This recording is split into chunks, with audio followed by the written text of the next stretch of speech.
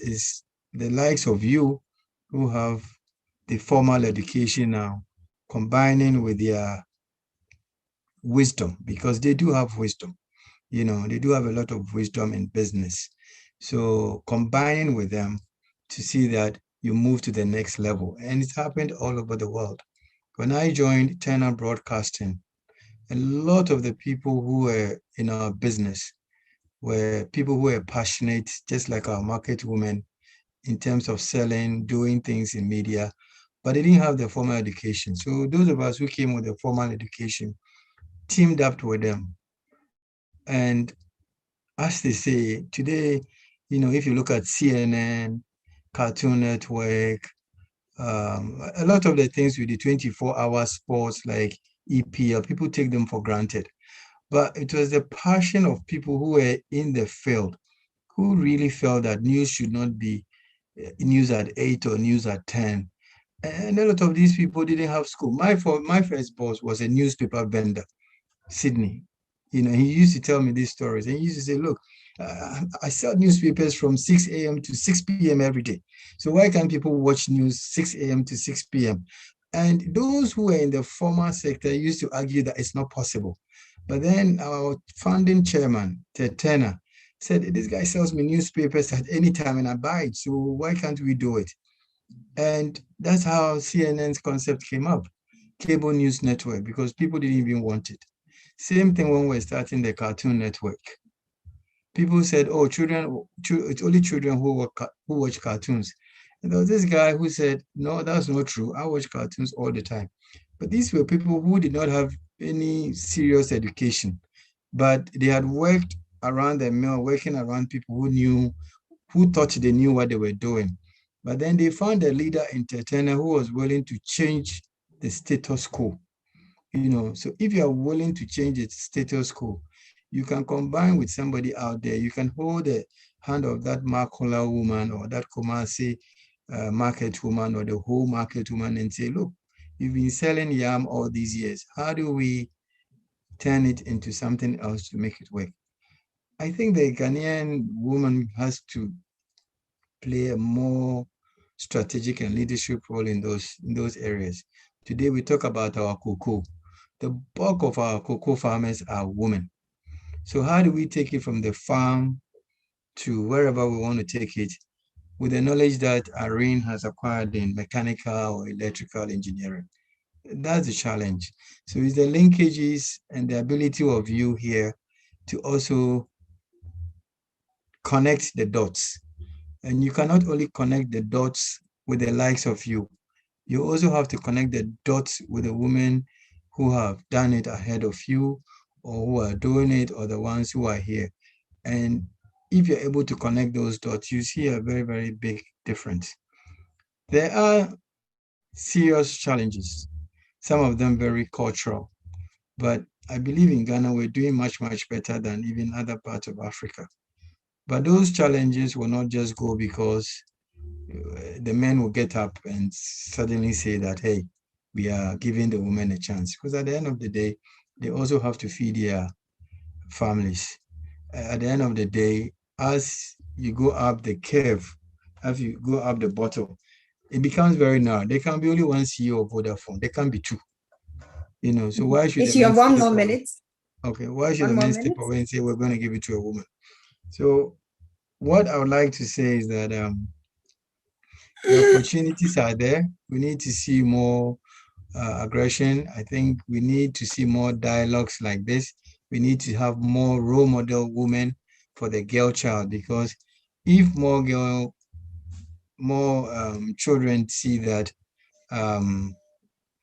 there are women at the top, they would also aspire to be at the top. So I think a lot of you should also make yourself available and talk to children in schools, and also talk to the women ahead of you who have been able to break that glass ceiling. Once again, I'd like to thank you very much for your time and for considering me as the only male speaker on this series. Thank you very much, and I hope that my points make sense.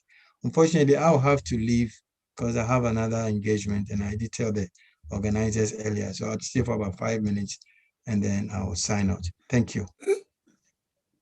Thank you so much, Your Excellency Ambassador Edward Akwesi-Boateng. We will now move on to our main speakers, and we will start with Professor Nana Jane Opoku-Agyeman. She would touch on the importance of higher education as a foundation for leadership and career opportunities, how to overcome challenges in the pursuit of one's educational career, and linking academic programs to the world to world-time solutions. All right. Thank you very much, Isabella. I hope you can hear me now. Yes. Yes, bro. We can. Yes, bro. We can. I'm very happy to be here. I'm very happy to join you. I believe you had many other choices, and I'm glad. I'm glad because it's about young people, and I'm particularly happy because it's led by young women. Yes. I have no doubt what you can do. Having spent all my life around young people, I have no doubt at all, and especially about young women. So I want to encourage you to go on to do more, to serve other people. So it didn't take much for me to drive, wherever, but I'm here. And let me go directly to my topic. Having already listened to Ambassador and his fine presentation, I feel even more encouraged. You want me to talk about it? Mine is in three parts, isn't it? The first is the importance of higher education as foundational base. Of course, higher education is post-secondary, and given the tenets of primary, where you acquire the basic skills, secondary, where you advance them, and even advance them to pointers of profession and career, is also a very important phase of our learning. And then finally, both through secondary and higher education, you also transit into the world of work. So there's a two-pronged approach there. But we also know that higher education takes you to the end of, let me say, formal classroom type of learning. It doesn't mean that the learning has stopped, or but that you terminate at a certain level in order to grow on your own now. Therefore, the higher education institutions in our country will include the universities, the colleges of education, but they also include the professional schools like medicine, engineering, business, law, and so on and so forth. So your topic that wants to see it as a base is where I have a little bit of issue with, because it sounds to me then that unless you have been through tertiary, then you don't have the base. It's almost like arguing that secondary education is basic education. It's not, and it shouldn't be, because we all know that there are many people, very, very successful people. And I was very happy to hear the name of Ted Turner in the ambassador's presentation. We have our own Esther Oklu, so many people that time will not allow me to go into all the details, but we know all of them who may not necessarily have had the formal tertiary education and yet have become very, very effective CEOs and have raised others and groomed others and mentored so many of us who may have come into that business with the tertiary degrees. So of course, as somebody who's worked at the university, I'll be the last to say it doesn't matter. That's not what I'm saying. It matters a lot. But all I'm saying is that it is not exclusive. It's not the only door that opens the opportunity to success in the corporate world. Experience also matters. There are people who learn on their own. There's this gentleman who sold newspapers and so on, has a vast experience, talk of experience. So there are other paths beyond the tertiary that I want us to look at this afternoon. So I've already talked about experience, and I want to go on to talk about experiential learning, which may not necessarily be part of the formal curriculum in tertiary education. And yet experiential learning has its own huge benefits into success anywhere in the world, including success or survival in the corporate world. Therefore, I'm making a case for learning in the tertiary institutions as well as outside of the established structures. And I would like us to focus on other things, including uses of the imagination. You know what a curriculum does? It's something planned, it's planned. And yeah, sometimes we ask for your input too. We ask you what you think of it, and that's what makes lecturing so exciting, because students also bring their own perspectives to what you think you have planned. So the uses of the imagination, and I would like to put emphasis on thinking outside the box. I know it's become like a cliche we all use, but I'd like to define thinking outside the box in maybe 3 basic ways by posing questions. For example, what can we, what does this, what we are doing right now, what does it really look like? And yes, you may need a tertiary degree, but not necessarily so. What does the current practice look like? What are the features? What are the characteristics? So we can also pose other questions, including, after studying the phenomenon as is, looking at its features and its characteristics and so on, how about what can we do to improve these? In the first place, are there problems with them? If so, what are those problems? How do we improve on them? So I'm promoting dialogue as a way of building confidence and competencies in surviving anywhere, including the corporate world. Looking at what is there, and then also going on to other questions such as, what can we have as an alternative? Is this efficient enough? Just recently, we've had all kinds of videos and so on going around about our cocoa industry, how people are still using, So then it's us, those of us who have had our tertiary education. What have we done? How have we linked our experience, our teaching, our learning to our real needs? I'll come to that in the second part of your question. So I'm raising all of these to show that yes, the qualification is important, but it doesn't end there. It is about the uses of the qualifications. It's about the uses of the qualifications to create new things. And it is the rough definition that I'm giving to thinking outside the box, or critical thinking for that matter. Therefore, in other words, I want us to put a lot of emphasis on the uses of imagination, of resolve, of determination to dream different things, more efficient and satisfying ways of achieving better results. Things can be improved, and not always being satisfied with what is there. So yes, they've always used the cutlass to cut the cocoa, and we get the cocoa and we export. Have we ever bothered? How else can they do things differently? And what are we doing with our programs at the tertiary institutions to ensure that things are done better? I'm using the cocoa because it's now in the news, but you walk to the beach too.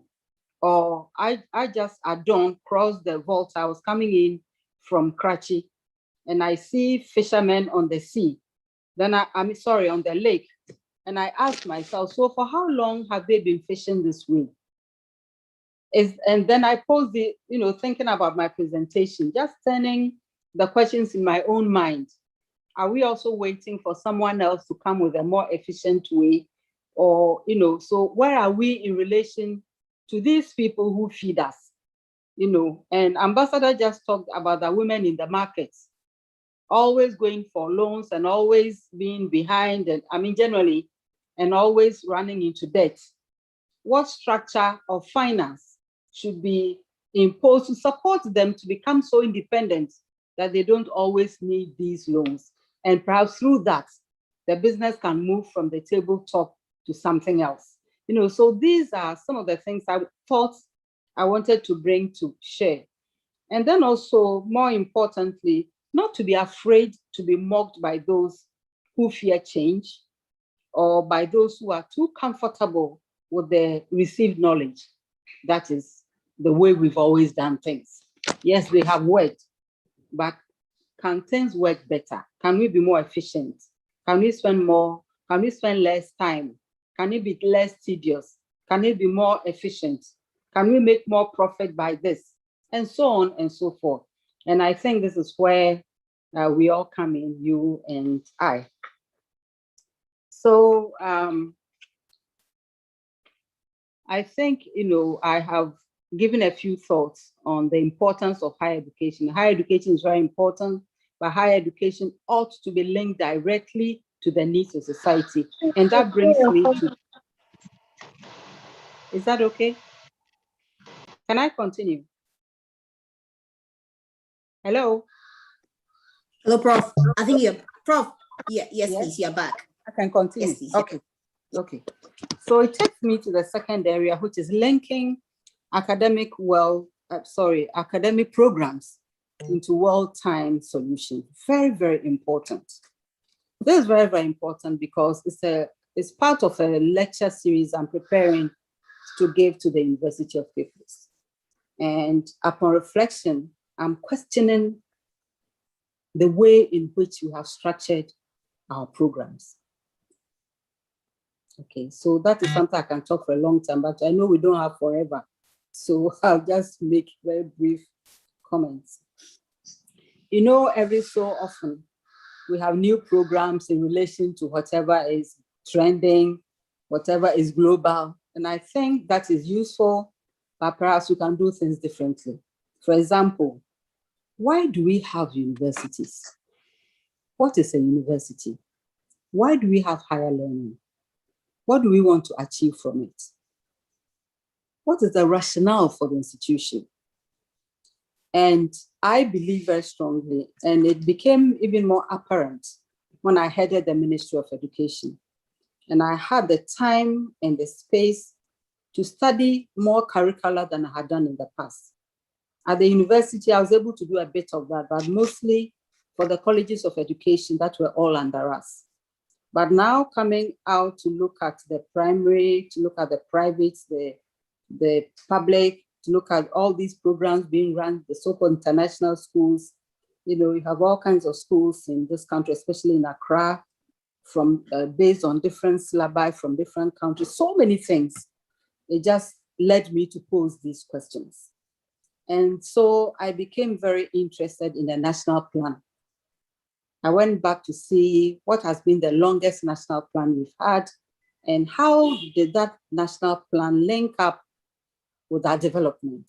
In other words, how do you position education as, let me say, the strongest arm of the economy? Because this is where you train the people who run the economy.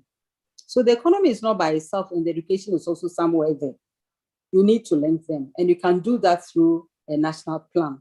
That is a long-term plan to which everyone subscribes, because we have all decided as a country that this is where we want to go, almost like the Constitution. Okay, in 40 years' time, we want to see our country look like this. That's where the dream comes in. You see, which I talked about at the beginning. That's where the dream comes in. Whatever we've done, yes, it served us. Ghana has had a good education system. We've had all these nice professionals, but could we have done better? And if so, where are the areas that need support? And it is not by accident that the AU has the Africa We Want 2063. Some of us were very, very lucky to have read parts of the drafts and given input, and it's quite an exciting document, except that in public discourse and so on, sometimes I don't even hear us talk about it. It's important that we look at that. We are all quite vocal on the SDGs, but that's only 15 years. And if you look at the MDGs itself, also 15 years, and you read the evaluations that came out of the MDGs, which informed how the SDGs were crafted. At the time I was at UNESCO, and we took the SDG 4. And so you'll see that we've crafted the SDG in a way that allows countries to be adaptive. The MDGs didn't give us that kind of leeway. Okay, so it leads me on to the point I'm making. And you are speaking from China. I'd like to believe that China has a national development plan. I don't know for how long and where you are at. I mean, not you as a Chinese, but where the people, where they are at, what the evaluations look like, what the critiques look like, where the fine-tuning ought to occur. Do we have similar? I don't think so. Okay, but we can. It's never late. Canada has one, Asia has one. So when we say, oh, Malaysia is improving and Singapore, it's not by accident that these things are happening. We have our ECOWAS one, and I believe we worked on even up to the medical school. That was the time I was on campus and we're starting our medical school. So that let's say you have your training in Gambia and another person trains in Ghana. There should be some commonalities. And that is what EU has one. So if you read all these development plans, then you can understand how the countries are moving in those directions. I keep saying that, let's say Ghana is doing well. But if Ghana is doing well and Togo is not doing well and Mali is not doing well, then Ghana will feel threatened, you see. So those linkages also will have to be established and maintained. Of course, there'll be some variations, but the common threats ought to be there and ought to be linked. In our economy, for example, we still have an economy that is based on raw material. And sometimes the most unprogressive modes of production, you've seen the cocoa, gold, it's not very productive now. We see all the trouble we are having, and so on and so forth. Therefore, how do we come in? Okay, so if our base is raw material, and if you read every educational reform since Gagisbeck in this country, you'll also see the common concerns. They have not changed.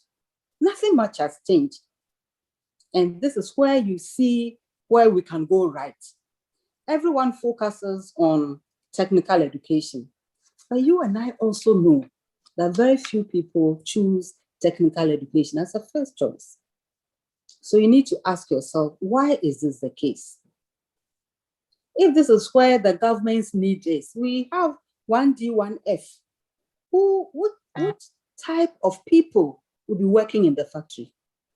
What type of people will be fixing the machines, will be maintaining them, will be using the reagents, will be watching the process from sugarcane to sugar?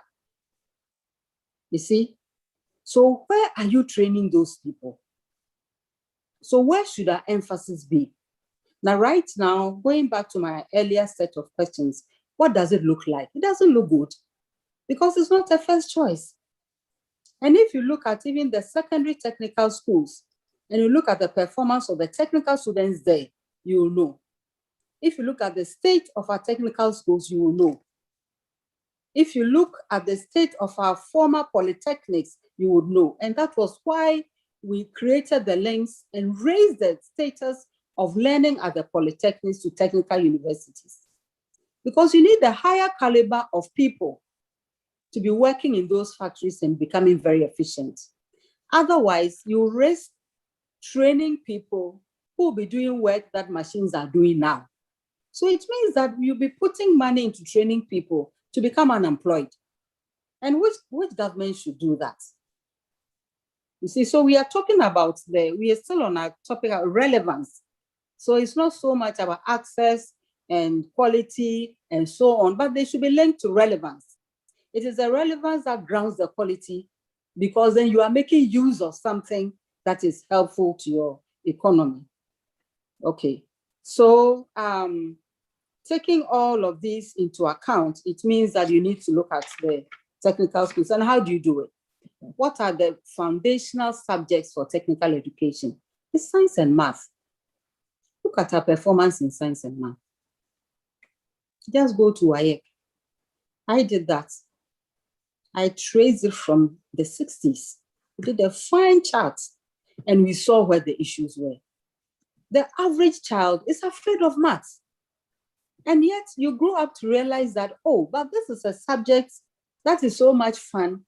Math is all around us. I see something behind you. It's a bookshelf. I see yes, this is all math. But you won't find it in the textbook. If a child likes football is all mathematics. Look at the number of players. How many? 11, isn't it? The football pitch, isn't it a maths construct?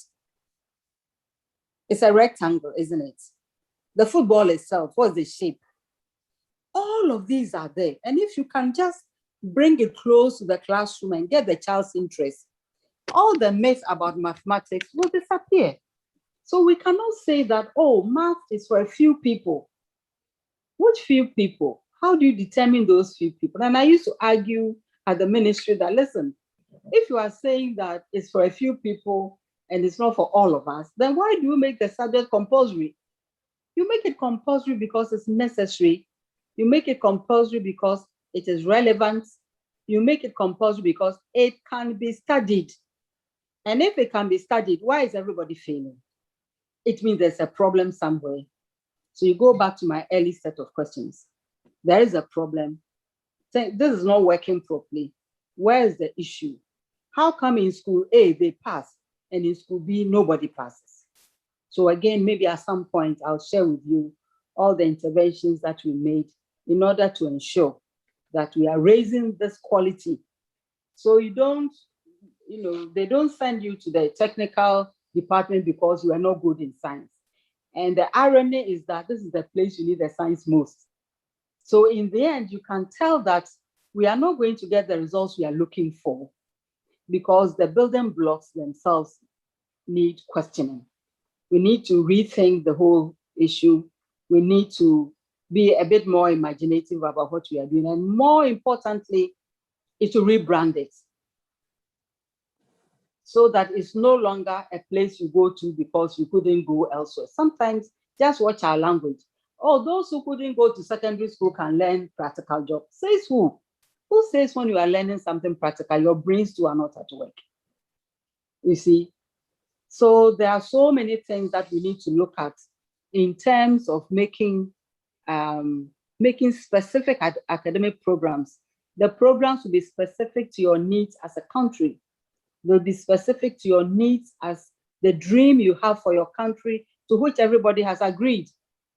If we decide we need to own our resources, if we decide we need to transform our raw material into finished products, if we decide at the WTO we need to have a voice and determine how much we get for our products, and also bargain hard on how much we are paying for other people's products, then you need to turn around your education a little bit, okay? And that will ground you in your true sense of independence to be able to move your country forward as much as you can.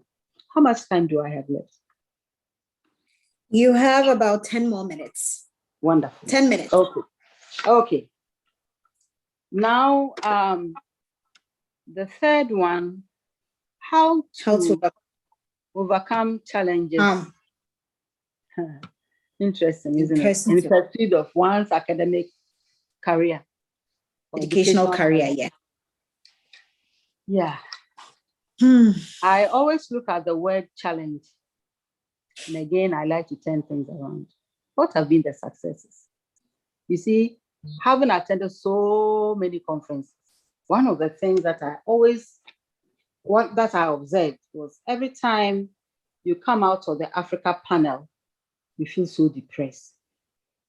Because it's like all the challenges are in front of you, and no one is showing you what to do about them. Okay, no one is showing you how to turn the challenges into opportunities or how to overcome them. You see? So yes, I'm not saying we should ignore the challenges. I'll be going through some of them.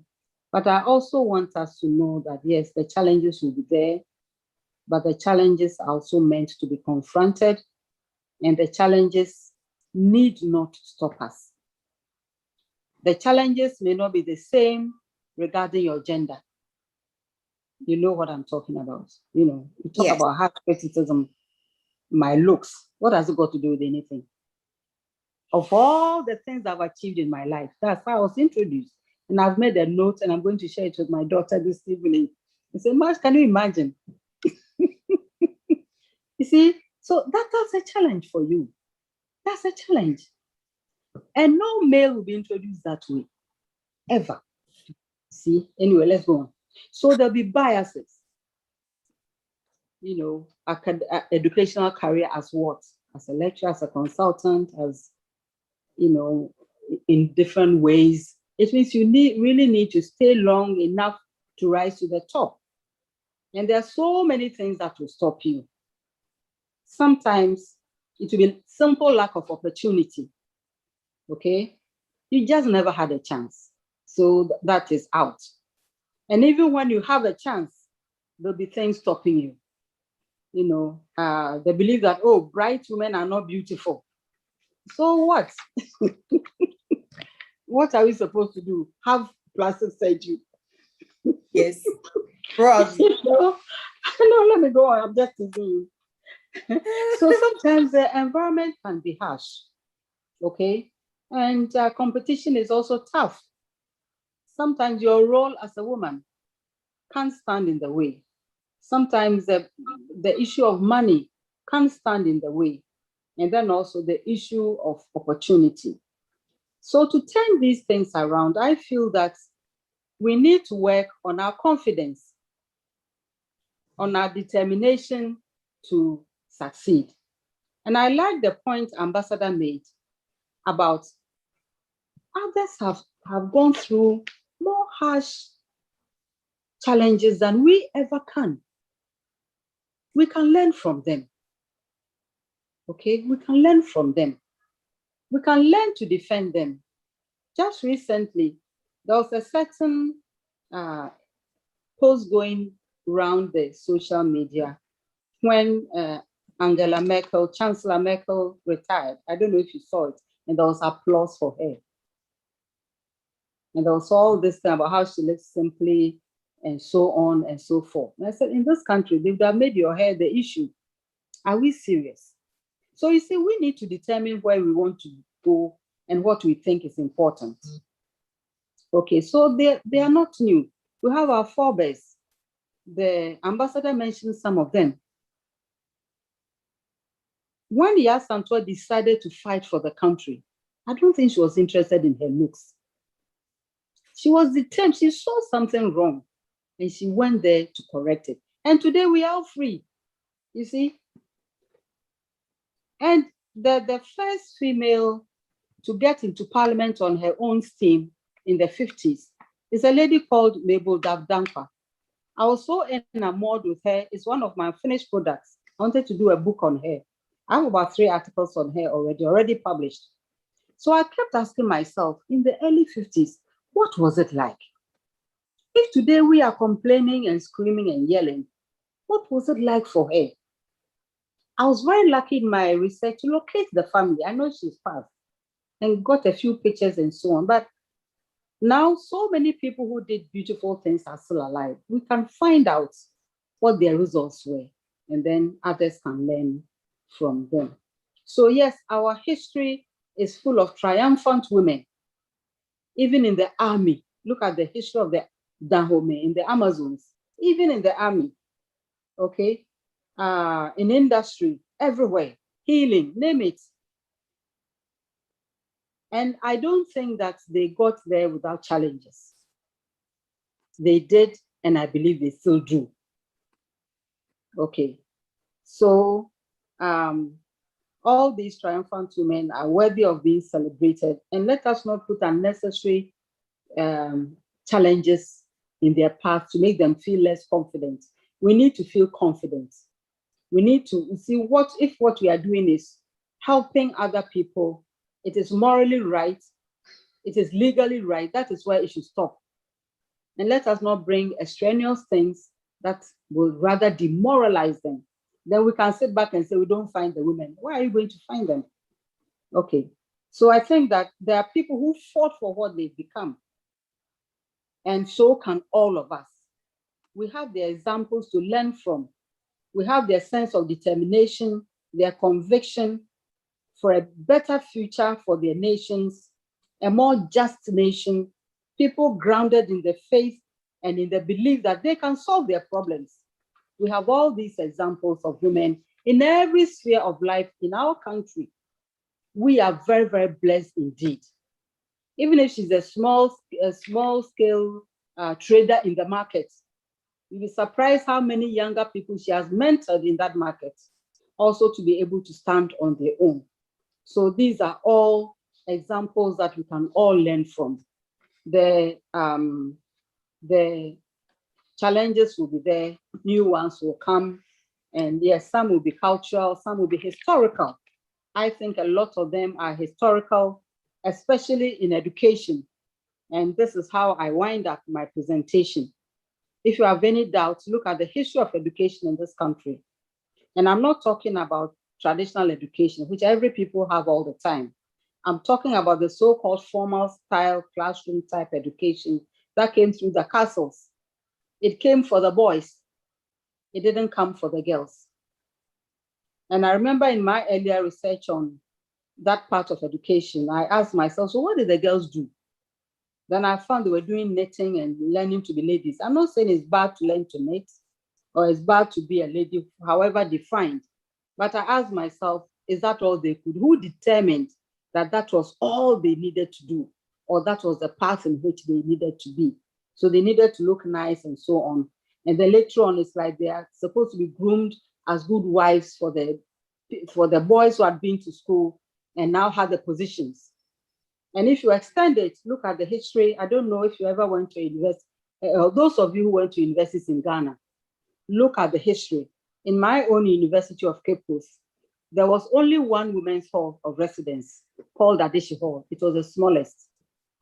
At KNUST, there was only one hall of residence for women called Africa Hall, and it was the smallest. Just check it. At the University of Ghana, there was only one hall of residence for women. It was called Walter Hall, and it was the smallest. So you see, there are ways in which we were not even expected to be there. So if people are able to cross that bridge and get there, what they deserve is respect, what they deserve is encouragement, what they deserve is more, is to turn them into people who can bring others on board and not to judge them by things that are totally unhelpful. Thank you very much. Well, thank you so much, Prof. Indeed, there are ways that we are not expected to be there. Wow, this is insightful. Thank you so much, Prof. We are learning a lot from this program. Our next speaker is Ohiniri Giftianti, who would touch on raising giant leaders choose to challenge.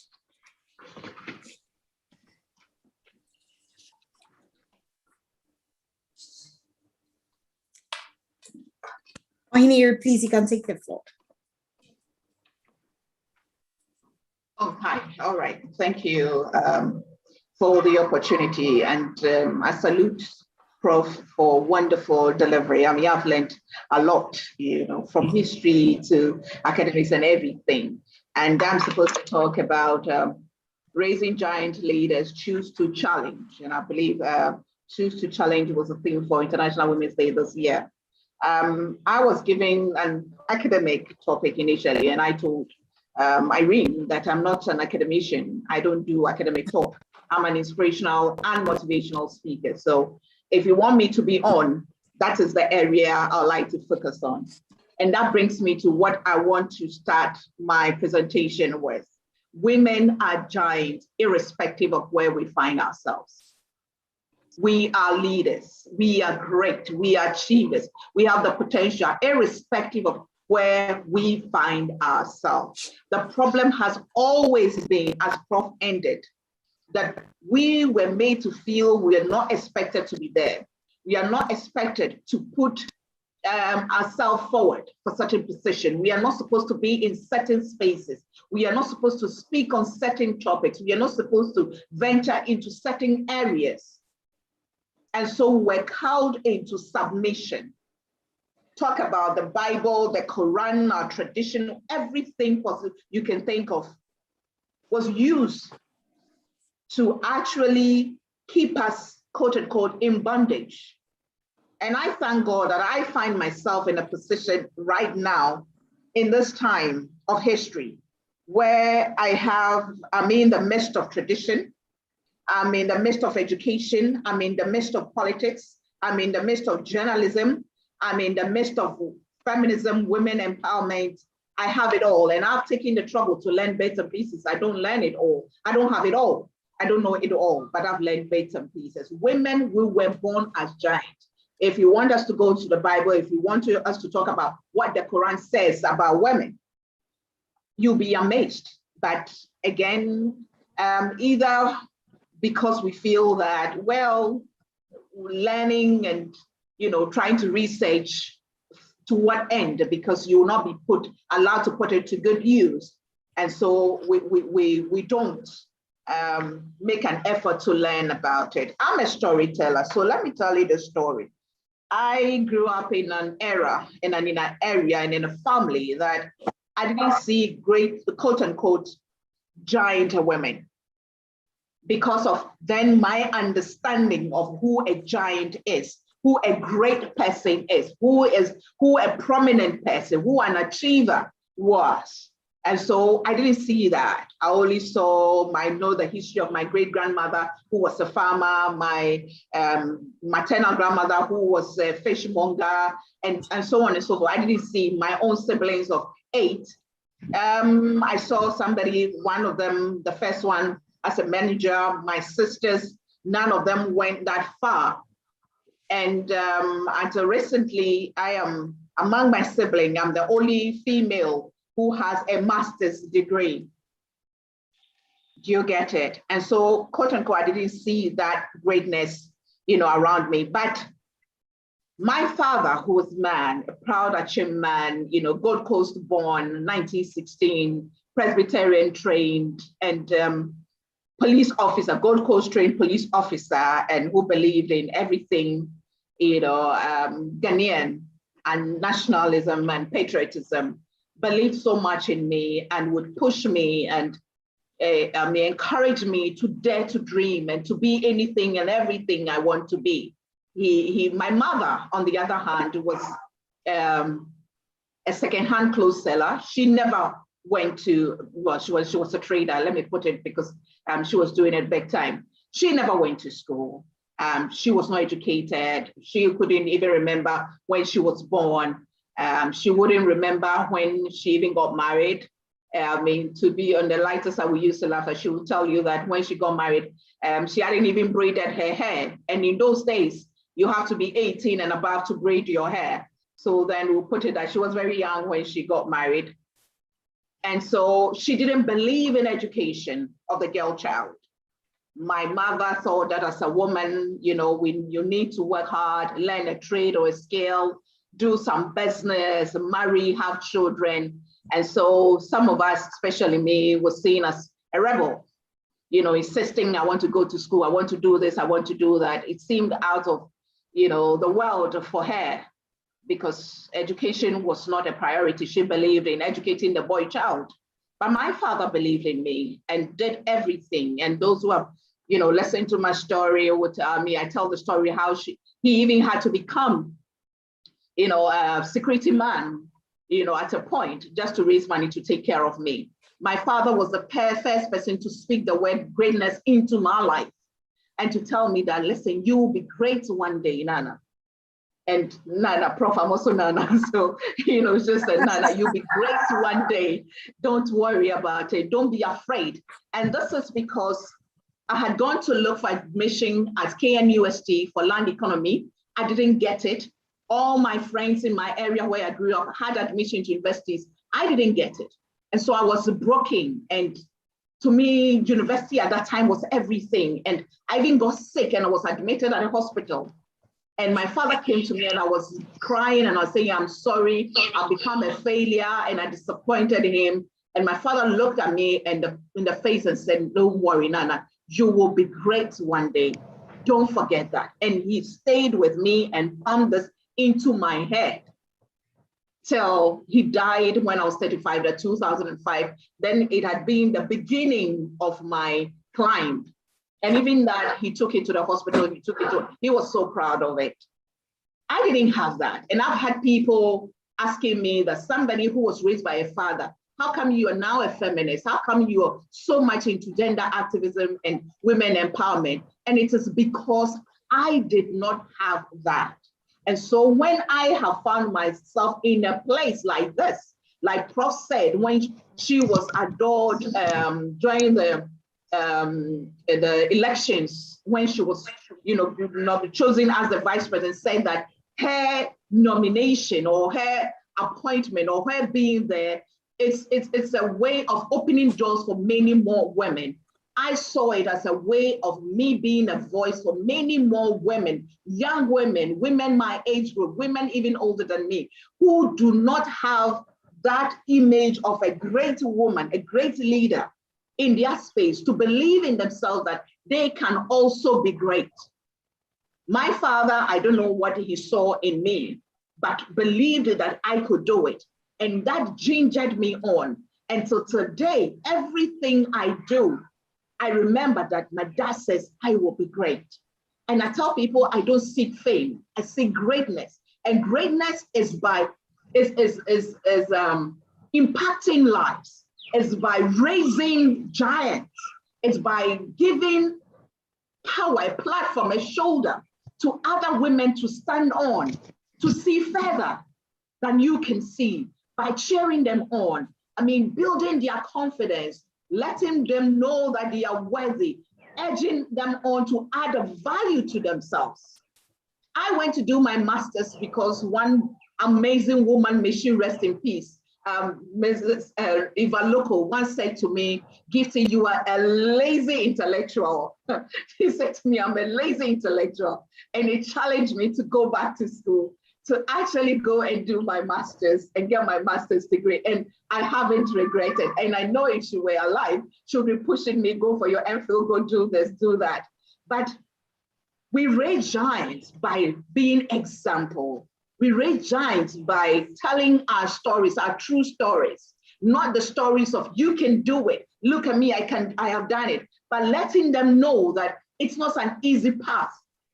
Like Prof said early on, I mean, your look will be used against you. Your past will be used against you. And the kind of clothes you wear, the family you come from will be used against you. But being able to stand firm and let young women across the world, women of African descent or wherever they find themselves, know that, yes, these things will be thrown at you, but breaking through the glass ceiling is not an easy walk. When you're breaking through the glass ceiling, right, it is possible you get some glass pieces stuck in your skin. It is possible that you will have some cuts and be bleeding. It is possible that you'll be, that something negative or something dangerous can happen to you, but you don't give up. You keep moving. My phrase is the wounded healer. You keep moving because there's so many people looking up to you. So many people being, hanging on to you, and you being a light that they are looking at for you to direct them as to where to go. So as leaders like Prof, I'm shifting to her. She has no excuse. She has no scope to give up. Because where she finds herself now, she cannot give up. Because of her, lots more young people have become very vocal, become, politically active and daring to dream that they can also be vice presidential candidates or become vice president or become president. They are daring. And many other women in our country today who are doing great things, at the marketplace, at being teachers, wherever they find themselves, we have become role models. But it is not about us. And I'm still talking about raising giants. It is not about us. It is about those who look up to us. It is about the greater good. It's about what we want to achieve. I say that women, what we are looking for is not power, but we need power to achieve what we want. Do you get me? It is not power. Power in itself, what is it? It's not that, let me use the word again, it's not a powerful tool. But what you can use power to achieve, what you can use power to do. Having a platform, we can use the platform. I mean, in July, my program, The Standpoint, will be 13 years. I could have used it for anything and everything, but I chose to use it as a platform for the voice of women, to champion feminism, to champion women empowerment. That is a platform, what I decided to use it for. Whether I've gained something from it or not, it doesn't matter. The people who watch it, the people who have been on it, have they benefited? Have their lives been impacted? Has that platform that I have, that by the grace of God has been sustained and has been consistent in championing the feminine side, has it had any positive impact? That is what matters. Now, let me move on to choosing to challenge. It is a choice. It is a choice. We can make all the noise. We can charge you up. And I've been a rebel and a Luther leader right from school. From Fansman days, we used to stage school and everything. You know, the day event, I'm there. I can talk and do the best. I can charge you up and everything, but it's all up to you. Are you ready to take up the challenge? Are you ready to walk that talk? Are you ready to sustain those injuries? Are you ready to be called names and still hold your head high? Are you ready to be laughed at?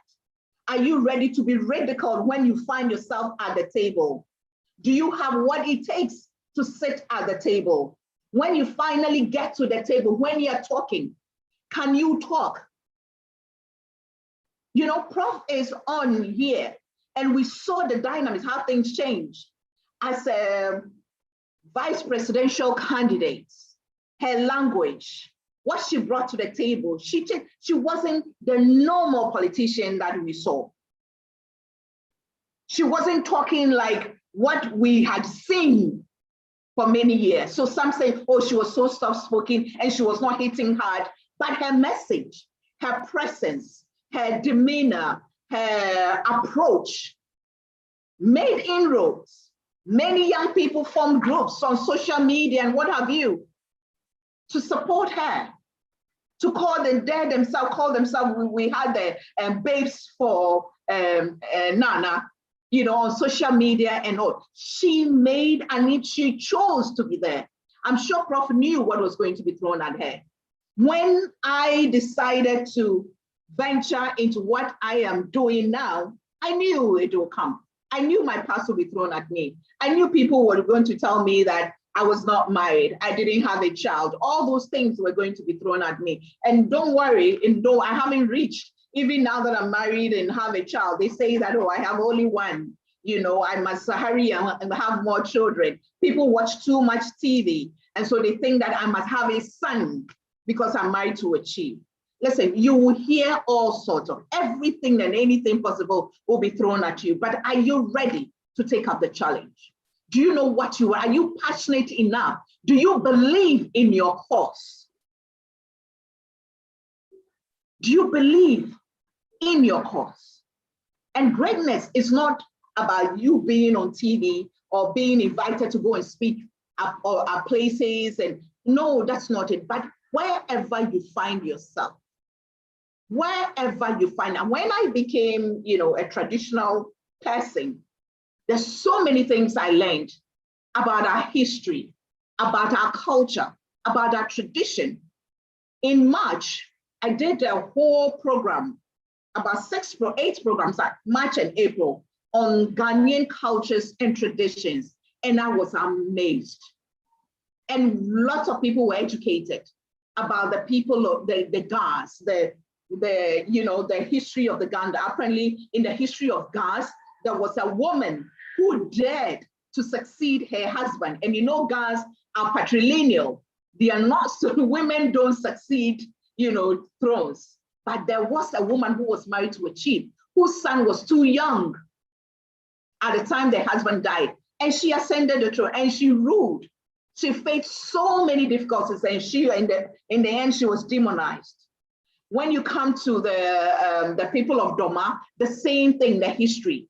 Do you even traditionally, when chiefs are coming into the public space, women lead them? Before I got married to a traditional person, I was told that it's because women are witches. Women are seen as witches, so they drive away evil spirit. And my name is Gift Yanti. I ask questions.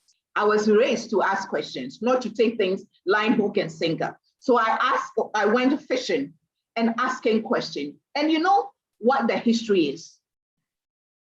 Women give birth in our tradition. We believe that women give birth to kings and queens. So in certain areas, when a chief is coming, women do not stand, they sit. Unless the chief is a paramount chief. So women say they don't stand, the men stand. When a queen mother is coming, everybody stands. So it is believed that women give birth to kings and queens, and there's no way a woman will stand and watch enemies attack her son or her daughter. So they go forth, and they go in front of the chief when he is going into public. And in those days, no warrior, his sword, would dare touch a woman or a child. So those who say that abuse of women and children, it's because of our culture and tradition, it is wrong, because we don't know our true history. We don't know our true culture and tradition. In those days, no man worth his sword, no warrior worth his sword would touch a woman or a child. So the women go forth and protect their children, who are the chiefs who are coming forth. Women have going into the public space or wherever they are going in procession. Women have been giants in our side for years, for centuries. We were born as giants. We were born as leaders. We were given what it takes are helpers. And when you have something to help, you're a leader, you're going to lead, you're going to help. It doesn't mean you're a second-class citizen. It doesn't mean you have to be the subservient and submissive kind of human being, and yes, a master. No, when you know what is right, you do what is right. It is said that the hands that rocks the cradle, shapes the life of that baby in that cradle. So what we have in us as women, that is what we'll use to raise giants, both male and female. We'll use to raise leaders, kings and queens. So we need to dare to step up now, understanding the challenges whilst we fight against the stereotypes. We need to understand that it will be there for a while, but we will defy it. We will break through it. We will walk through it. We will be outspoken. We will outshine, and will be a light. We will challenge wherever we find ourselves. Women don't do this. Well, I think I can do it. So you do it, and you make sure you have what it takes to do it. Not just the talk. Not just the talk, but you have what it takes to do it. So that when the time comes, I mean, in one of my books, I write about opportunity meeting preparation, and that is only when success can be possible. I mean, you as in school, I'm sure you've seen what is being done in China. You have dreams, you want to come to Ghana. When you come, you want to do this, you want to change the system, you want to do that, you want to do that. How are you preparing yourself? How are you trying to understand the kind of situation we have, the systems we have here? How are you planning to go around it? With applying wisdom. Prof talked about dialogue wherever we find ourselves, having conversations, not only fight. We go in with all our arsenals. There are times we need to negotiate. There are times we need to demand. There are times when we need to lobby. There are times when we need to plead. There are times when we need to fight.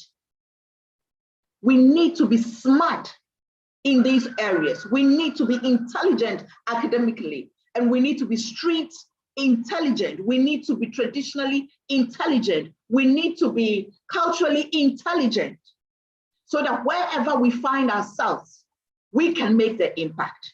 Remember, our system have been a system of stereotyping women and, you know, the perception of women not, you know, supposed to be in a certain space has persisted for a long time. People started before. There were women who, the Prof mentioned, the first female parliamentarian, you know, they were there before even before that, there was Yasantua, Nana Yasantua.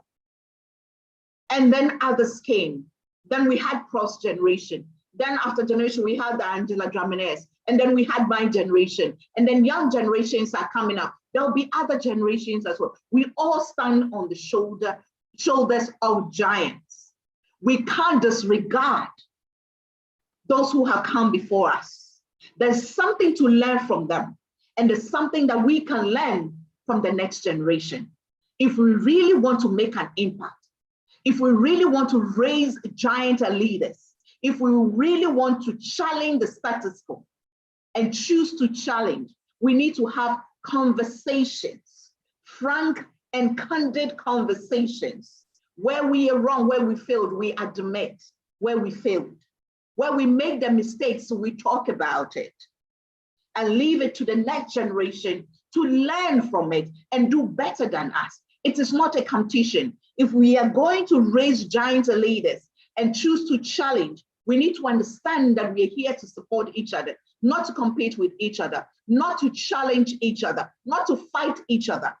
Listen, we all have one goal. That is the empowerment of women, the total liberation and holistic liberation of women. We may have different approaches. That's a strategy. Let those who can handle it academically do it. Let those who can handle it from the legal side do it. Let those who can use social media to make the noise and create the awareness to do it. Let those who can use journalism to do it. Let those who can use tradition.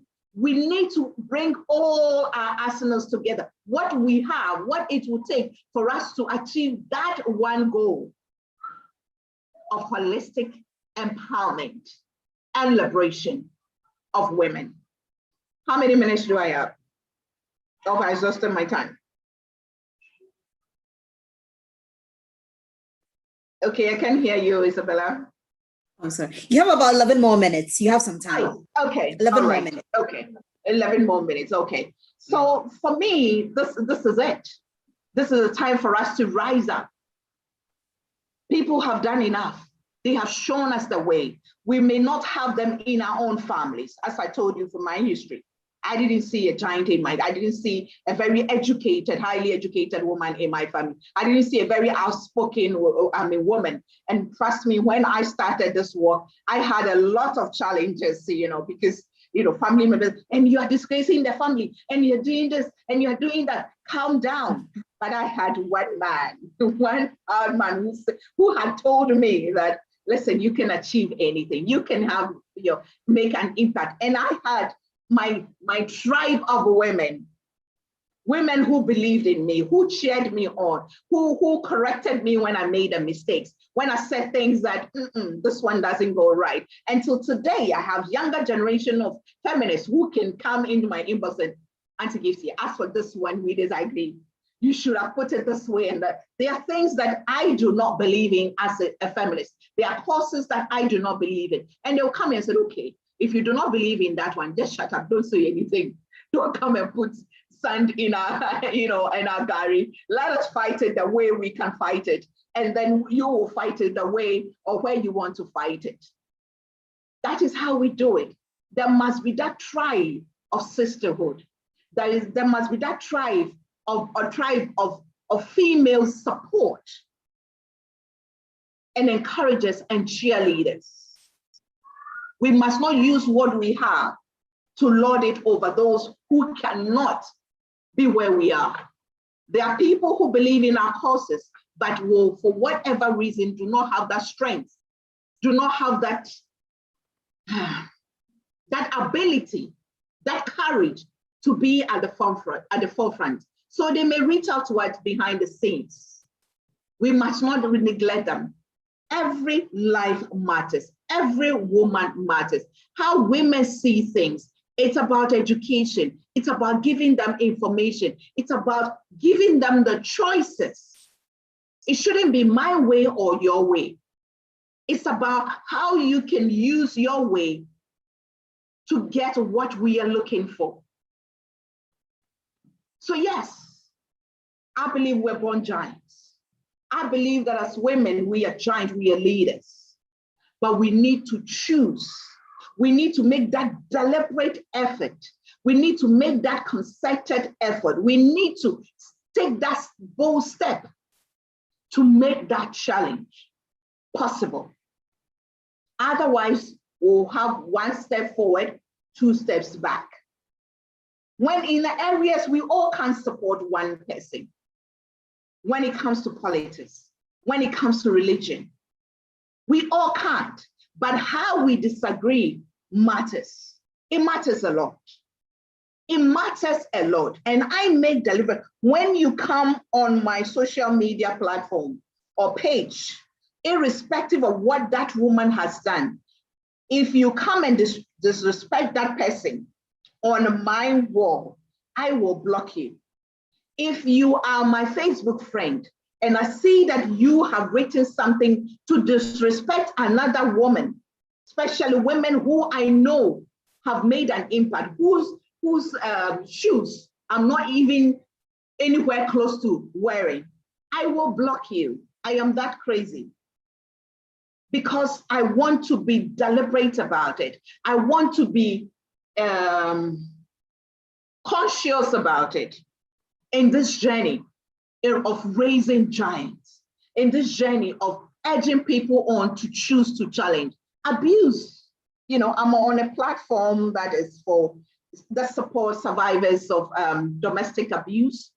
And sometimes some of the stories that come on there, and you wonder, 21st century Ghana, this is still happening. But guess what? I used to be angry. When I started my feminism walk, I used to be so angry. How can a woman allow this to happen to her? How can they tolerate that? But thank God for growth, for maturity, for experience. I got to understand. I got to understand why some women will stay in abusive relationship and say, because of my children, and say that I have nowhere to go because of my family name. So I do not judge them. What I can do is to use the platform I have to educate them that no, it's not good enough. To start right from the beginning, young ladies who are yet to marry, young ladies who have just gotten married, young ladies who are seeing the signs, to tell them how they can. In August, I'm having a whole program for 4 weeks on the laws concerning divorce, concerning marriage, concerning domestic abuse, what kind of lawyers to look for in times of, you know, danger when you are divorcing, when you want to divorce, when you've been abused, when your child has gone. I'm doing a program on all that to give our people the knowledge and the insight to understand that there is help. And not just help, but where you can go for help. When we are challenging people to stand up, to take up the mantle, to dare change, challenge the status quo, to change the narrative, we need to give them what it takes. We need to direct them to where they can get the help, the support, not just put it out there and just leave them.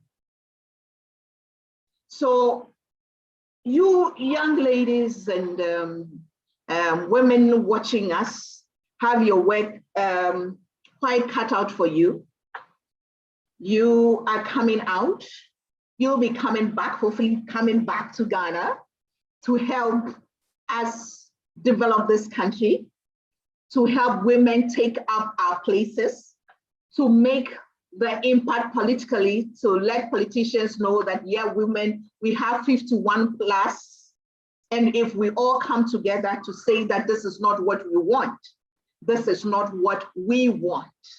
When Prof was campaigning, she made a promise of when elected into power, she's going to extend the maternity leave to 4 months. And the interview, and I said, Prof can even push it to 6 months because we are pushing for exclusive breastfeeding. And you know what? COVID came and COVID showed us it is possible. It is possible to work from home for 6 months.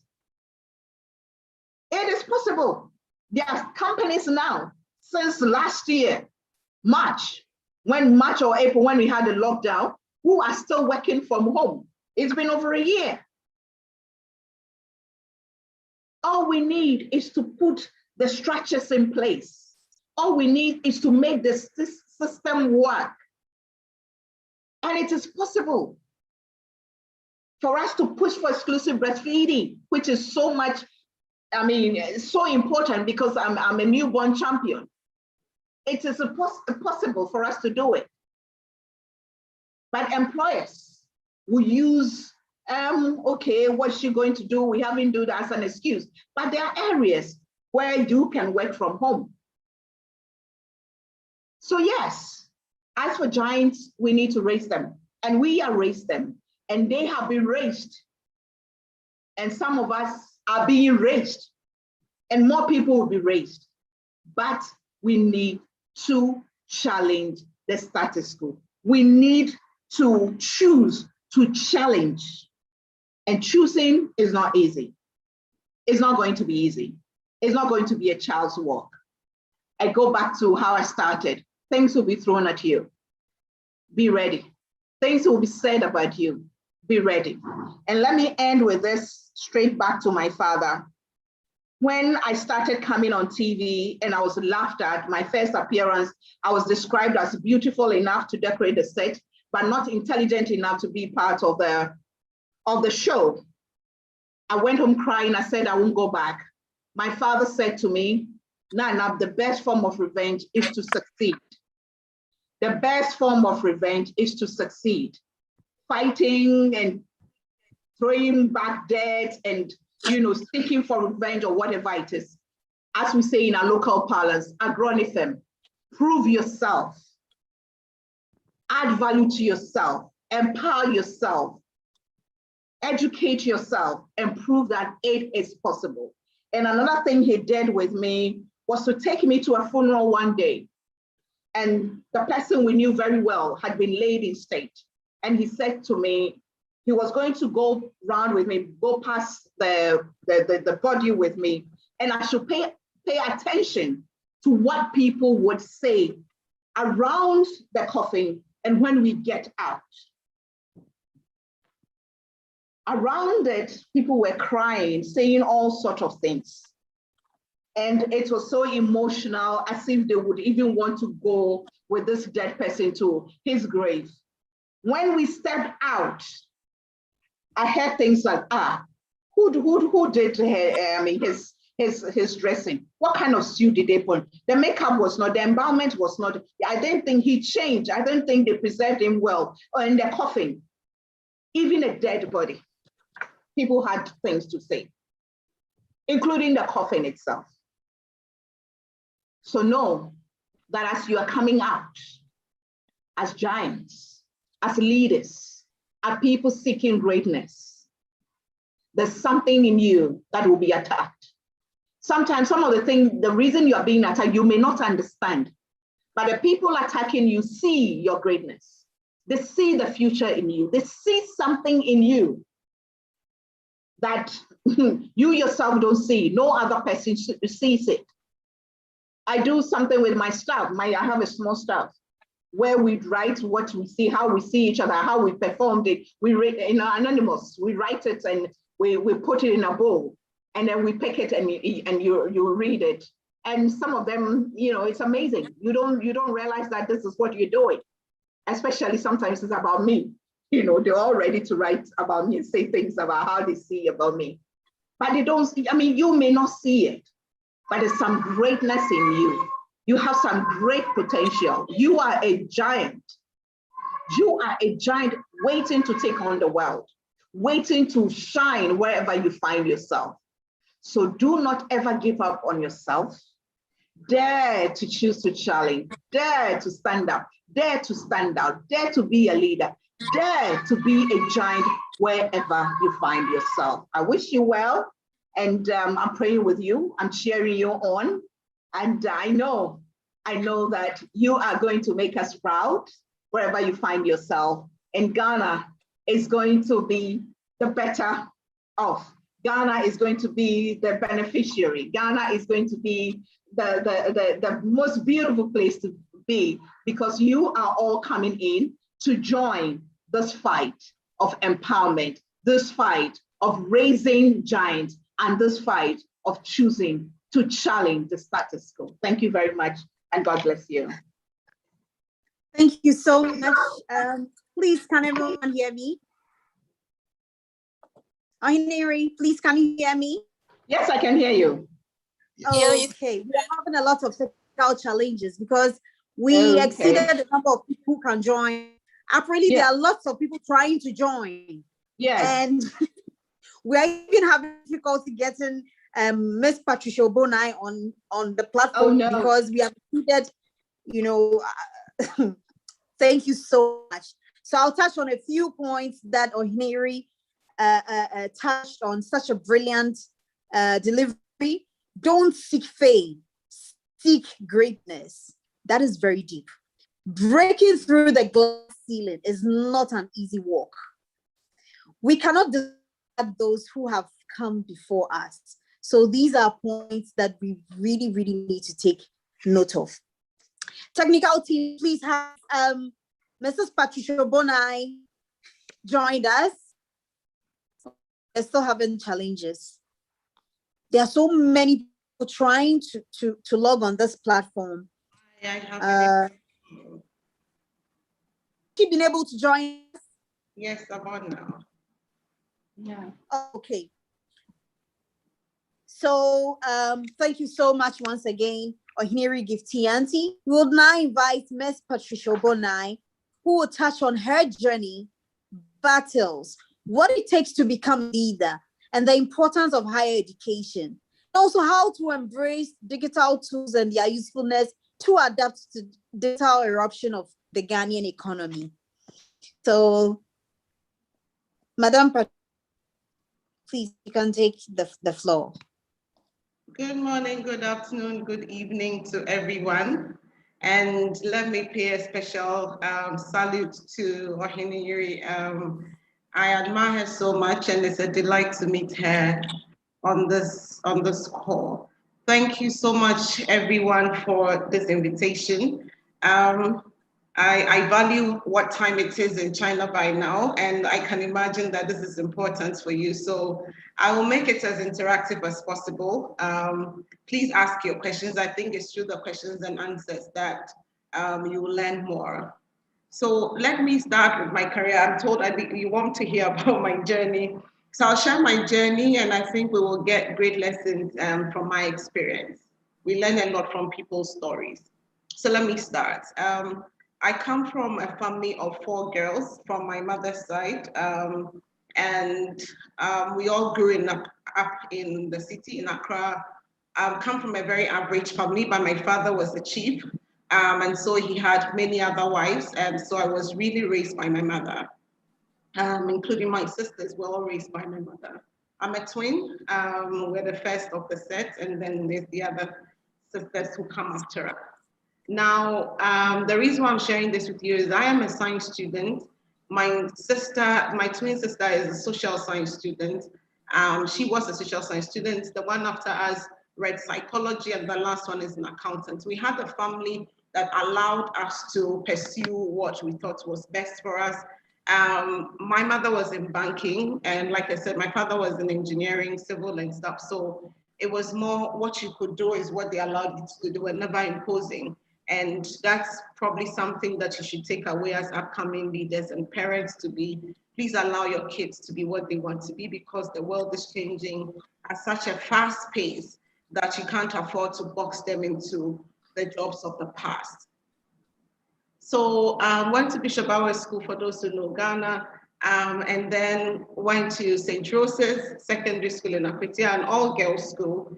And then after Form 5, I had to go to Presec because I was a science student and St. Joseph's wasn't offering science. So you can imagine leaving a girls' school and going to an all-boys school with very few girls, and the experiences that came along with that. Learning how to, and we were day students, so learning how to work, learning how to study with people of the opposite sex was very new to us. Yes, we grew up in an area with friends and went for vacation classes, but sitting in class with them every day and every time was quite an interesting thing for us. But as a science student in Presec, math was my favorite. Forgive me, but history, economics, all the others, I was like very bad at that because I couldn't read for long. So math was my path. And so I decided to pursue physics, chemistry, math, and statistics. Statistics was an optional subject. And I said, actually, I'm going to take that. So if physics or chemistry doesn't go well, I have a math subject. One other advice I want to give to you after the first I've given is please allow, like I said, your kids to pursue what they want, and you push to pursue what you are best at, because that's what will get you to the next level. Statistics was one of my best subjects after A level, and that's what got me into electrical engineering in KNUST.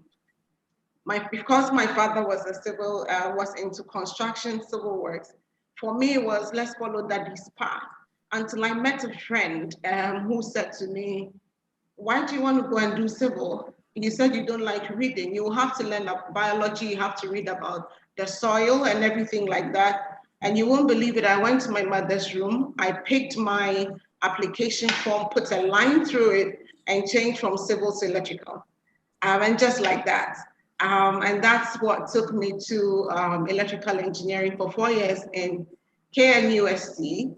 And then whilst there is when I started my internship. So this is a very good process. This has been a very good process for me because I learned as I was in school. It's been very good, and I've encouraged a lot of young people to do that.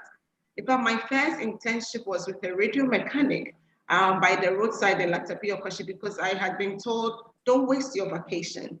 Don't waste it. Always make sure there's something on your CV every time. And so I spent time with the radio mechanic, learning how to solder, understanding inductors, capacitors, all those things I was hearing during lectures. And then the second year internship is when I got the opportunity to work for Tigo as an engineer.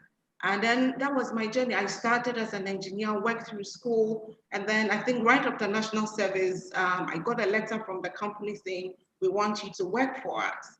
So I did my national service in Tigo, and then I started working as a planning engineer. I had done operations, planning, and it seemed difficult at the time because I had to spend a lot of time at work, traveling with the guys. We're then building the network, traveling with the guys, going to sites, I know every border of this country because of that exposure that job gave to me. And then it was through that process that I became.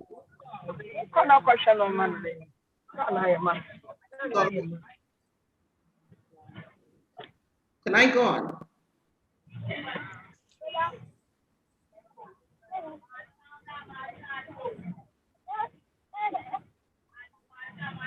Can you go on mute? There's somebody whose line is interfering. Yes, please, you can go on. You can go on, please. Okay, so it was through that the whole intention gave me, and that is why by the time I was done with 5 years on the job, I had actually touched every aspect of technology. And then when the opportunity came up in 2006, I was appointed the technology director for Tigo at that time.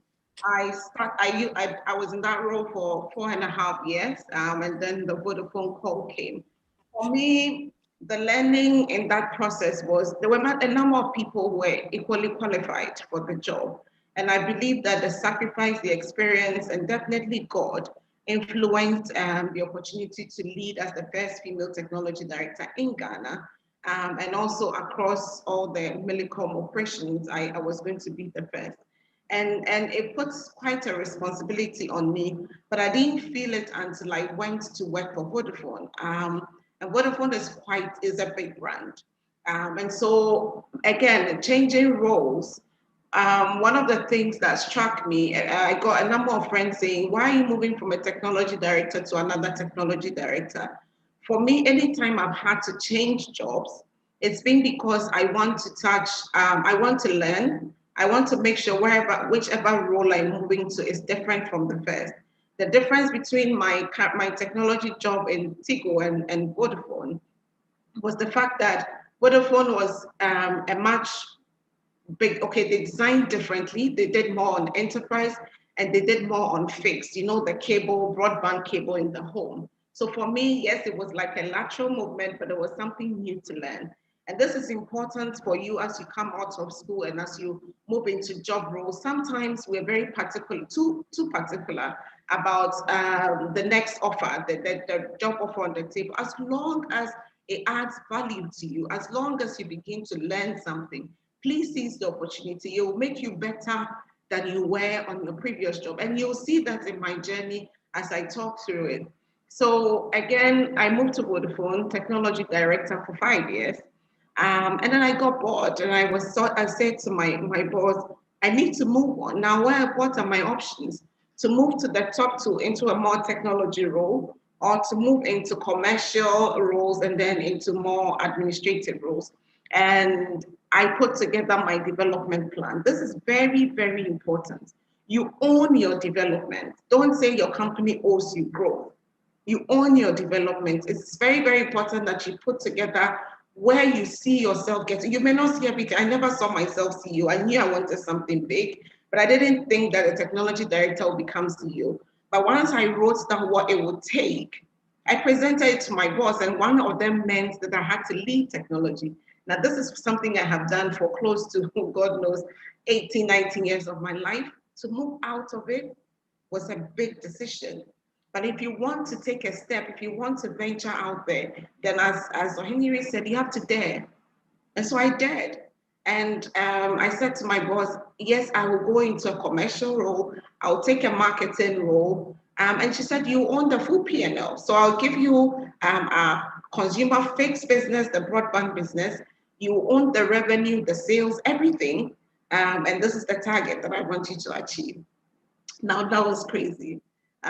Because of my background, but I had been in the boardroom. I had learned a lot from what I'd seen my colleagues do. I'd spent time in commercial, especially when the commercial director was not in the office. So I had taken these chances. One of the important things I did as well was to educate myself. So you can't just dare and move into roles when you don't have knowledge. So that is where you see my profile that I did some schooling at INSEAD, and then I went to Kellogg because I needed to accelerate. So I went into business marketing strategy and also something around consumer marketing from Kellogg and then from INSEAD in France. That really helped me. It really, really helped me. My MBA also helped me, that I did in project management. That super helped me in these roles. So the marketing director left whilst I was managing the consumer business. My boss said, you add marketing to it. So I had literally and then she said, actually, you need to touch customers. So we added customer operations to it. So you can imagine a technology director doing this transition into a commercial role, owning the P&L, and then being asked to manage customer experience, which means the call center, front and back end, the retail stores, and then adding marketing to it. So everything from brand to products to insights to value management, everything. And so having done that for 2 years, I was called for the interview to be CEO for Vodafone Ghana, went through the whole flow all the way to the group CEO interviewing me. And then in April 2019, I got appointed. And it's been a very interesting journey because the knowledge acquired, painful as some of the things have been along the journey, the knowledge acquired has significantly helped me. And some of the guys in the company will tell you, Patricia, you're cheating because it's very difficult to come to me with something about Vodafone that I wouldn't know. And so if you're coming, you must be prepared. And I think it's because of some of the sacrifices made, some of the bold decisions, the bold steps made, change roles, move into functions, work under people. One of the roles I took was actually below my band. We have bands of management levels. One of the roles I took was actually below my band, but for me it was a learning opportunity. I wasn't going to do it for life, but if I was going to get value, remember what I said, if I was going to get value out of the role, then I would do it. And that's why I took that role and I learned so much. And it has really helped me on the job. One other thing I'll share with you quickly is the job as CEO. One of the things I learned quickly on this job as well was that, especially when I was being interviewed, you see everything I've said to you about my background, all the things I've gone through, they interviewed me probably 20, 30% of that. Everything else was about the role. And this, I had never been CEO, and yet they were interviewing me, checking whether I could do the job. This is very, very important for you as students, people wanting to be bold and dare into leadership. Always prepare for the next level. Everybody knows you are good, but they want to move you from a student into a company, Microsoft, wherever. They are not going to ask you some of the things you learned in class. They will find out whether you are adaptable, whether you can work with people, whether you are collaborative. So it is so super important that you think about, where am I moving on from? I'm already here. Where am I moving on to? And that's how I prepared. When I went for the interview, they asked me, government is 30% of Vodafone Ghana. They have 30% shares. How are you going to manage those stakeholders? How many of the politicians do you know? How many customers have you visited? How many of your, so it was about stakeholder management. How many people did I interact with in Vodafone Group that I could reach out to? How I was going to manage my board? How I was going to manage stakeholders? And coming onto the job, 60% of what I do is stakeholder management. I spend time with my ministers, I spend time with customers, I spend time with the company and the team, I spend time on the boards. I have like 3 boards I sit on within the company because we have subsidiaries, our mobile money business, our foundation, our wholesale business, before the Vodafone Ghana board itself, right? And these are stakeholders I have to manage. This is not the job of the marketing director, it's not the job of the technology director, this is the job of the CEO. So always be prepared for the next level, because that's where you want to go. When they're interviewing you, they interview you for the next level. Okay, so having been on this job for 2.5 years, I think it's been a great learning experience for me. I've been very passionate about women and youth, and if you follow me on social media or read some of this as my speaking notes or platforms I have engaged with, I'm really passionate about women. I'm really passionate about the youth of this country and how we're preparing them for the future ahead. Median age of Ghana is 21 years. More than 50% of the population is less than 25 years. We can't have a population so youthful, so ready, and not ready for the future. We have to understand where the world is getting into and how we're preparing our youth to be ready for the journey. If we keep looking at the current leaders we see and see them as the models, we will be shocked. They will be disappointing our youth. Not because our leaders, they are competent at what they do today, but that competence will become obsolete soon. You're coming out of school 2-3 years down the line, some of the things you learned are being done by robots, some of the things are automated, some of the things, it's really now about the way the world is looking at things, the way people are thinking and solving problems. This is what the world is going to be about. And you've seen it already with the pandemic, right? Everything is moving. What everything we said was not possible has become possible. And how ready are you for the job market? How ready are you for what your new employers will be looking for? You come to Vodafone today, and when I give these examples, I like to put it in context so people don't feel it's just stuff from space, right? This is my company, and I'm talking about us having to acquire skills from the first person in my organization to CEO, Everybody has to acquire a new skill. Why?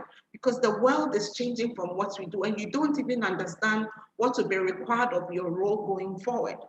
So my exco, we've all spent time to do coding. We've come up with 14 skills that we are asking our staff, everybody, from robotics to artificial intelligence. It's not because everybody is going to be an engineer, everybody is going to be a developer or anything like that. No, we are trying to understand where the world is going, understand how things would be operated. You come to my HR team, for example, and let me stay out of engineering, come to my HR team. In the past, what? You have a whole desk for administration and people will be sending them papers. I need this process. I want a job. Today, we have a tool called HireView, and every CV is put through there and it's profiled. The way you write your CV is how you get chosen. It's profiled. It's not done by human beings. Some people send me their CV, Patricia, I want a job. I'm like, you're better off applying online because I can't add any influence to that, right? And it's all automated. It's just robotics that's being, and then it's the outputs. It's the outputs that we use, and then there's interaction between you and the interviewer to get you a job. You can imagine if somebody went to school just to learn how to go through CVs.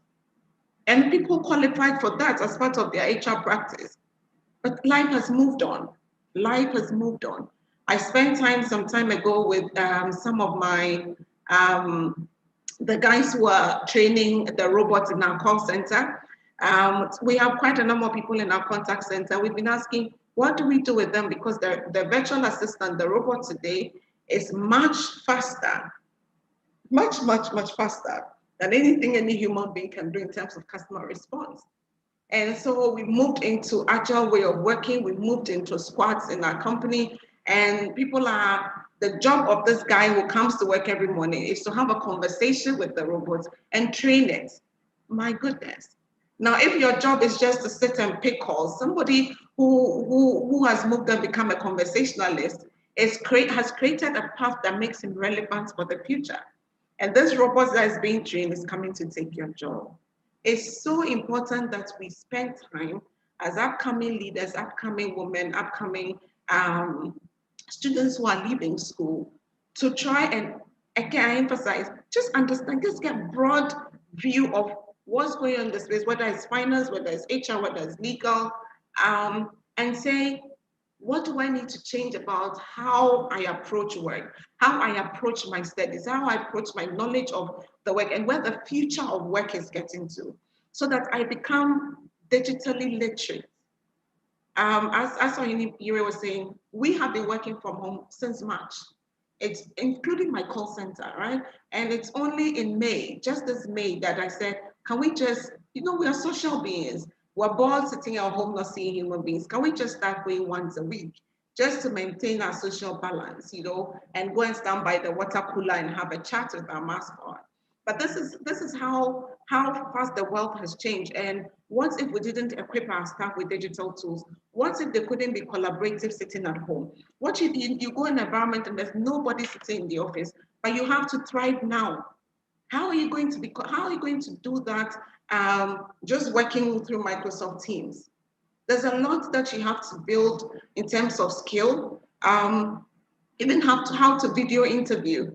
Your employers are just going to ask you to send them videos of yourself, and even your posture, even the way you communicate, the way you try and make eye contact on camera, everything is going to be important, even in the way you are recruited. So things are changing, and it's important as women, as youth, as we talk about this, that we are aware. I'm sure you have even more of this in China. You're more exposed than what we're talking about. But it's so important to be aware that this is not so distant. This is happening now, and we need to be prepared for it. I'm not talking about computer literacy. I'm talking about digital literacy, where you know how to use digital tools that will help you to do your job and do it better. Because that will make the difference between you and the same person who studied. Everybody is studying electrical engineering. So why should I choose you over the next person? It's the other skill that the person has when he presents himself is the other things. I have electrical, and then I can do this, I've done my thing. All the other things that you build upon your career, upon your degree, or your certificates are the things that now make a difference. Your ability to show to your employer that you can solve problems. Students, people come out from school, you give them issues at work. I'm like, okay, our youth portfolio is not growing. The product is not doing well. Take it and solve it. And people are stuck because how they studied in school, they give in notes, they memorize, they write the exam and they pass. So when you give him a problem to solve, he doesn't know how to go through the problem and come up with the answer. And it's so important. It sounds very like, oh my God, this can't be how it's not true. It's real. People come to the boardroom, they present, and then you ask him a first question, a second question, a third person, and the person is finished. Can't answer it because the person doesn't have depth. It is super, super important that we get a grasp of the where the world is going, the things that we want to get into, so that we are super ready, we are super prepared, and not taken by surprise. I'm going to give you my, having done digital, let me talk about 3 things that matter to me as a leader. We're talking about 21st century leaders, and 3 things that I see that are super important. One is what I call my everything, and is your integrity. Listen, you come out competent. I know we'll study work, you'll come out competent, but if you don't have integrity, if you don't have that thing where your word is everything to you, where people trust you and can believe in you and be able to leave their company in your hand, you've lost it. Forget how much knowledge you have acquired in school, forget how brilliant you were. If you don't have integrity, people can't trust that they can leave millions in your care, that you would work for the brand, that you can deliver value to shareholders, and that you will not seek your interest. It's missing from our society today. We take it for granted. We come to pursue our interests, and we end up not being people of integrity. Your integrity is everything. And this is one thing I'm leaving with you. If you want to be a strong 21st century leader, listen, I may not take you to court on anything, but if you touch Patricia's integrity, I'll probably see you the following morning because it's all I have. It's what gives me my credibility to stand boldly in front of another company and say, you can leave your company in my hand. And so protect your integrity, but show that you have it. People must believe you, your word must be your bond, and you must deliver on your promise. It's very, very important as a leader in this 21st century. The other thing I will talk about is, again, your competence. I know we've spoken a lot about it, and I said, the worst thing that can happen to you as a leader, and you've seen some people, right? Some leaders, they have no competence. They have gotten there by Big Brother holding my hand there and things like that, and they can't do the job. Never let this happen to you as a 21st century woman, a 21st century leader. You can't get into a job role and not be competent for the job. If you have to spend the night, days and night, listen, learning the trade, perfect the trade. You don't have to be the expert in everything. That's why you have the marketing director. That's why you have the technology director. But for the specific role that you have been given, be the best at it. Build so much competence that people don't have any doubts about whether you can do the job. And it is worse when you are a woman because they start from the point of she may not be able to do it. The biases are so strong. The stereotyping is so strong. It doesn't matter that Patricia has an electrical engineering degree. It doesn't matter that she's been technology director of 2 companies. It doesn't matter, blah, blah. I don't think she can do it. And you have to work hard to prove yourself. So your competence has to show. It should not be in doubt. It should not be in doubt at all. And then the last one, which is usually very difficult for women, is to be bold and assertive. You will be forced to make bold decisions. Even at entry-level staff who come into a company, and as you grow and you become managers, you become big women, future leaders, you will have to be bold and assertive.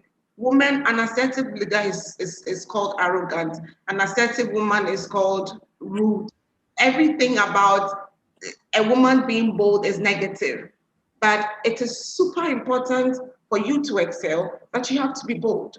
You'll be forced to make decisions, very, very bold, painful decisions, to the point sometimes you have to let people go from the company. They'll test your strength. You have to do the job as you have to do it. You have to be bold. You have to say it as it is. You have to be able to make the decisions when it's necessary. There should be no doubt that you can handle people, building the strong empathy of a woman and everything. But when it comes to be making the bold, difficult decisions as well, you must be able to do it as a leader. Most people struggle as leaders because they want to please everyone. You can't be a strong, bold leader if you spend your time just wanting to please everyone. As long as it's the right thing to do on the job, I encourage you to be bold and to do it. It'll pay off. It's going to pay off. So in a nutshell, I think I've touched on all three of your topics, but Yes. I'm going to open up. We've actually exceeded our time. We have. Okay, I'm going to open it up if you have any questions quickly so that I can address it. I know it's been a long day for you, but I hope I have. Thank you so much, Ms. Patricia Bonai. It's now time for our much awaited Q&A, question and answers, and I'll hand over to the co-host. Please, if you have any questions, you can type them. We'll be reading from the comments section. And also, technical team, please, you can unmute people who raise their hands so that they can talk either to Prof. Ohiniri or to Ms. Patricia Bonai. So we'll be monitoring on both platforms. You can type your questions, and then technical team, please be on standby to unmute people to enable them to talk. Thank you. Co-host, please take over. Thank you, Dr. Isabella.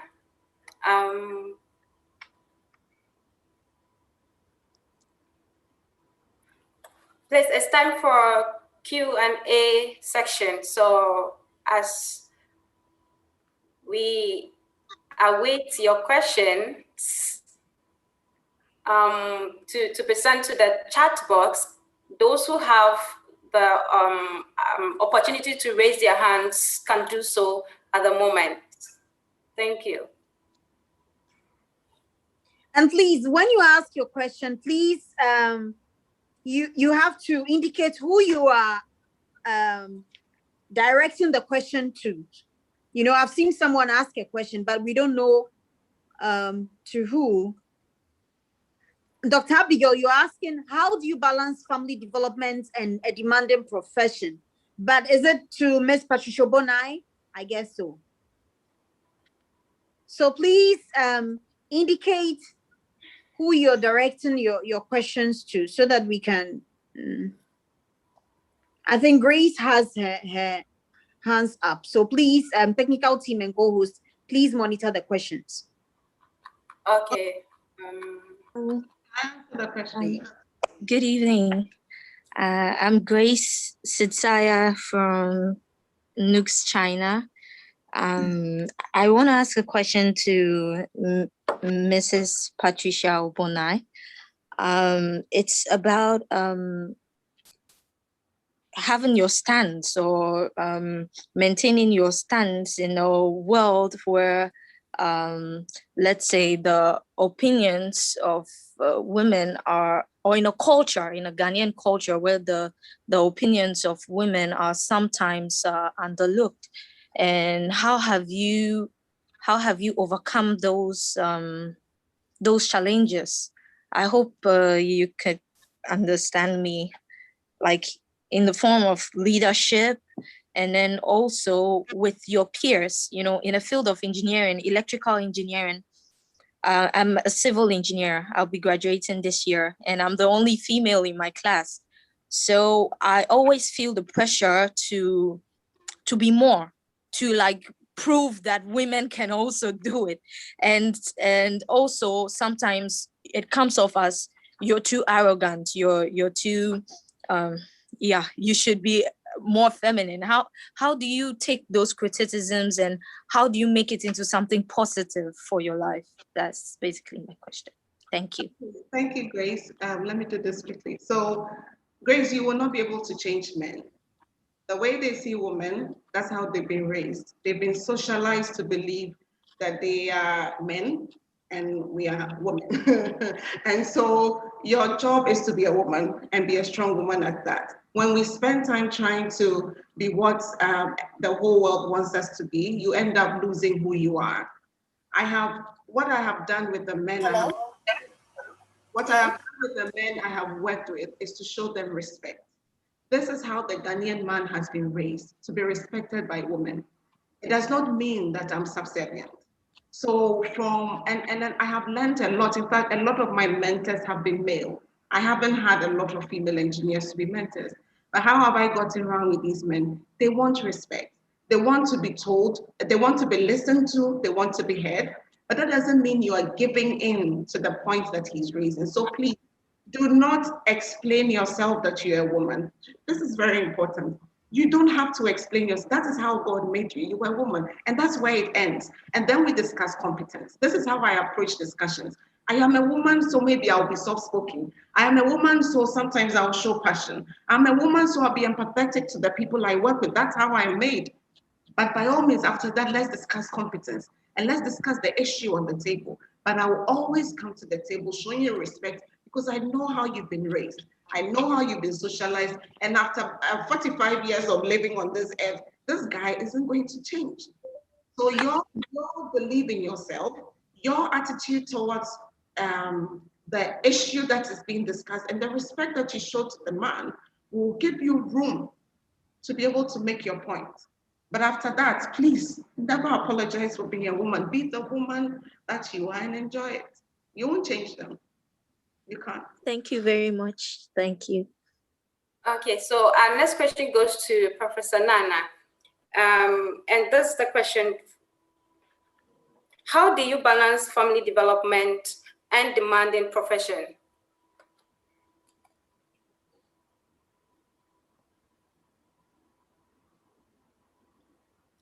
Prof, please, this question goes to you. Okay, while we await Professor to come on board to answer this question, there's one question directed to Mrs. Yeah, excuse me, can you hear me now? Yeah, yes, please, Yes, Prof, please. we can hear you. Okay. Yes, I like the response of Pat. I think that's very important. But in terms of balancing, I keep telling everyone, including young people, that the day is 24 hours. It won't get longer because of how busy you are or you are not. So it is a question, I think, at every stage, deciding what the priorities are. At a certain stage, the priorities will be your formation, going to school, learning, and so on. And the young lady who talked about being the only lady in the class, welcome to the club. Sometimes it happens that way. And don't be intimidated by those questions about being feminine. They themselves don't even know. So just go ahead and do what you need to do. But coming, sometimes it's about the home, your work, yourself, even yourself as a person, your health and so on, your spouse, your children, your family, your co-workers. You know, there's so many, there's so many links to the center. What I do, what I like to do, at this stage, you are young children. No child will wait for you to get that promotion before you hug them, or before you read the story to them at night, or before you are there when they are going to school or pick them up. You know, sometimes you can delegate. You also know that you cannot delegate everything. You cannot delegate your love. You cannot delegate that special bond you have with the child. But you also know that children are not children forever. At some point, they are going to grow. And you know that if you pay a little bit of attention to them at that age, they're a bit more emotionally balanced and so on and so forth. That's theory anyway, but it works in a lot of cases. So if, for example, I just got out of university, I want to get married, I want to have a child, I want to put the child in daycare, I want to have my master's, the guy wants to do this. There are just too many things happening and something may suffer. Just look at the long list of things you want to do at any given time and ask yourself in all honesty, what can wait? What cannot wait? And then so the priorities will change as time goes on. very soon you don't need to worry that they brush their teeth or not. You don't need to worry that they comb their hair or not. So they become more independent, to spend more time. And so many things. But I think that the important thing is to know what your priorities are at any given time, and accept that priorities will change. There'll come a time when you have so much time for yourself, but there are other times when it's just not going to happen. You're not going to be able to attend every family funeral. You're not going to be able to attend every family gathering. What I used to do when I got so busy, I didn't have time for these things, was to ensure that, maybe twice every Sunday after church, can everyone just come around and have lunch? That way you keep your family links going, whether with your nieces or your nephews or so on, because you can't be everywhere at the same time. But you also know that the family connections are important, So I'm sure there are other ways in which others also have. But just know that, you can never get so busy that you ignore everybody. I keep saying that there are certain jobs that take you away from everyone. And in the end, you'll also be alone because you won't have friends. You must have a bit of time for the friends, especially if you select your friends very carefully. And they're also friends who understand you. You can share responsibilities. Maybe I'm taking too much time. But what I did when I was a graduate student in Canada, and I had my 3 children very young, and I made very good friends with 2 people. We are still friends all these years. What I used to do, I said, okay, Friday, you send your kids to me. Send them to my flat. And you have the weekend to yourself. So Friday, I'll pick mine from the daycare and pick theirs as well. Then all over the weekend, I know that this weekend is gone. It's for the kids. The following weekend, they're also free because we're all students. And it helped tremendously. The children bonded, they are still friends, So because at that time, being away, you are abroad, you are not home, you don't have any other help, your husband is also a student, and so on and so forth. You need to find different ways of ensuring that your responsibilities are well satisfied. And I'm sure there are other things, but then at the risk of taking more time, let me say, I want to end here. Thank you. Thank you so much, Prof. I think something from Shanghai, President, is asking an important question to Ms. Patricia Bonai. He wants to know, as a leader, how do you balance confidence with humility? I think this is very important. As a leader. So, Ms. Patricia Bonai, yes, how do you balance confidence with humility? I think the two are very different, and one does not replace the other. They should go together. You must, okay, well, some people can choose to be proud, but they said pride comes before a fall. So humility is assumed the basic that you need to thrive as a leader. So it's a trait that should come from you, but you have to be very conscious as you become a leader, as you grow into more senior roles. Your humility must show. It must be very visible. You must be very deliberate about it. Your confidence is expected. I'm a very, very shy person, and you won't believe it. I'm an introvert, but the role requires your confidence to show. I speak on platforms. I'm like, okay, girl, you just dropped off a UN platform, seriously. And you're not supposed to be that shy, quiet girl there, right? So the role requires your confidence to show. I'm supposed to be addressing 1,000 people in my organization. How am I going to stand there timid? This has nothing to do with humility. Your humility comes in how you speak, how you behave, how you communicate, how you treat people, how you handle situations. However, your confidence is in the knowledge of the content you are delivering. Confidence is lost when you don't have content, when you don't have depth. That is when people start losing their confidence.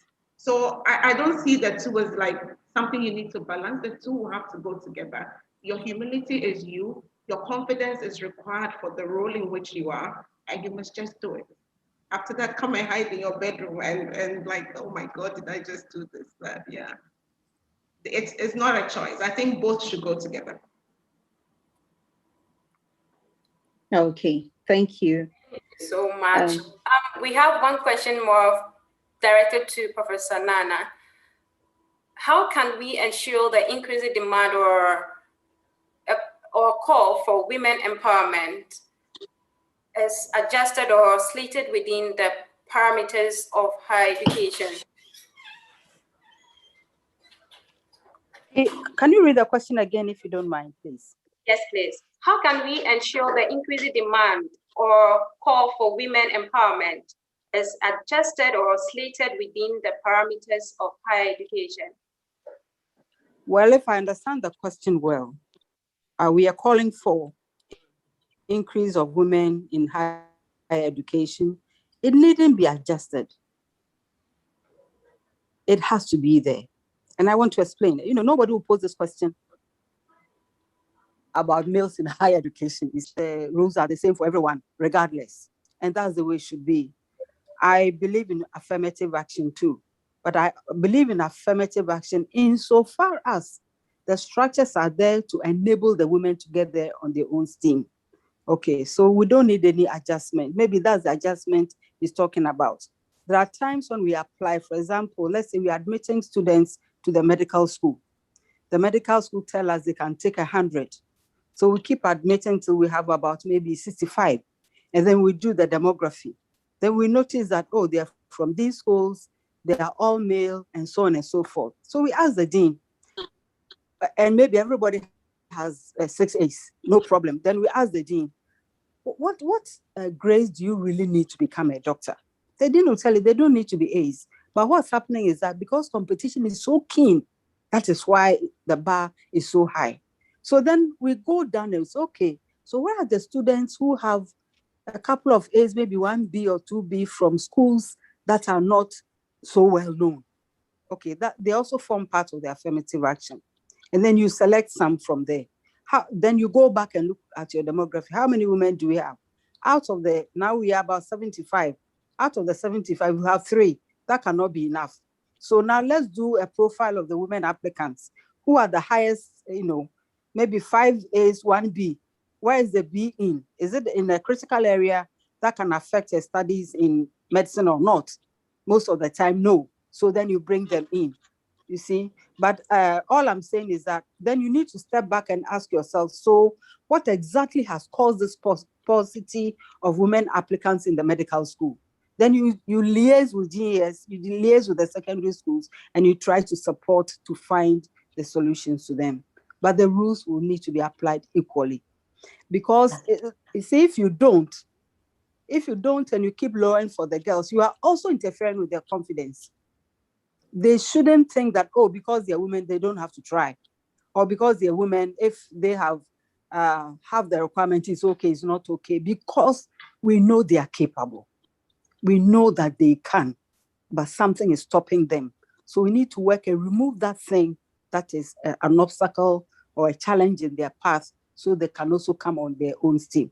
Because learning, a very important ingredient of learning is confidence, to know that, yes, you've earned it. Merit is important. So maybe, I hope I've answered her question. Okay, thank you so much. Before we take the questions from the chat box, I would like us to give opportunity to those who have raised their hands. Yeah, Ebenezer. Yeah. So Mr. Chiwe, kindly unmute yourself.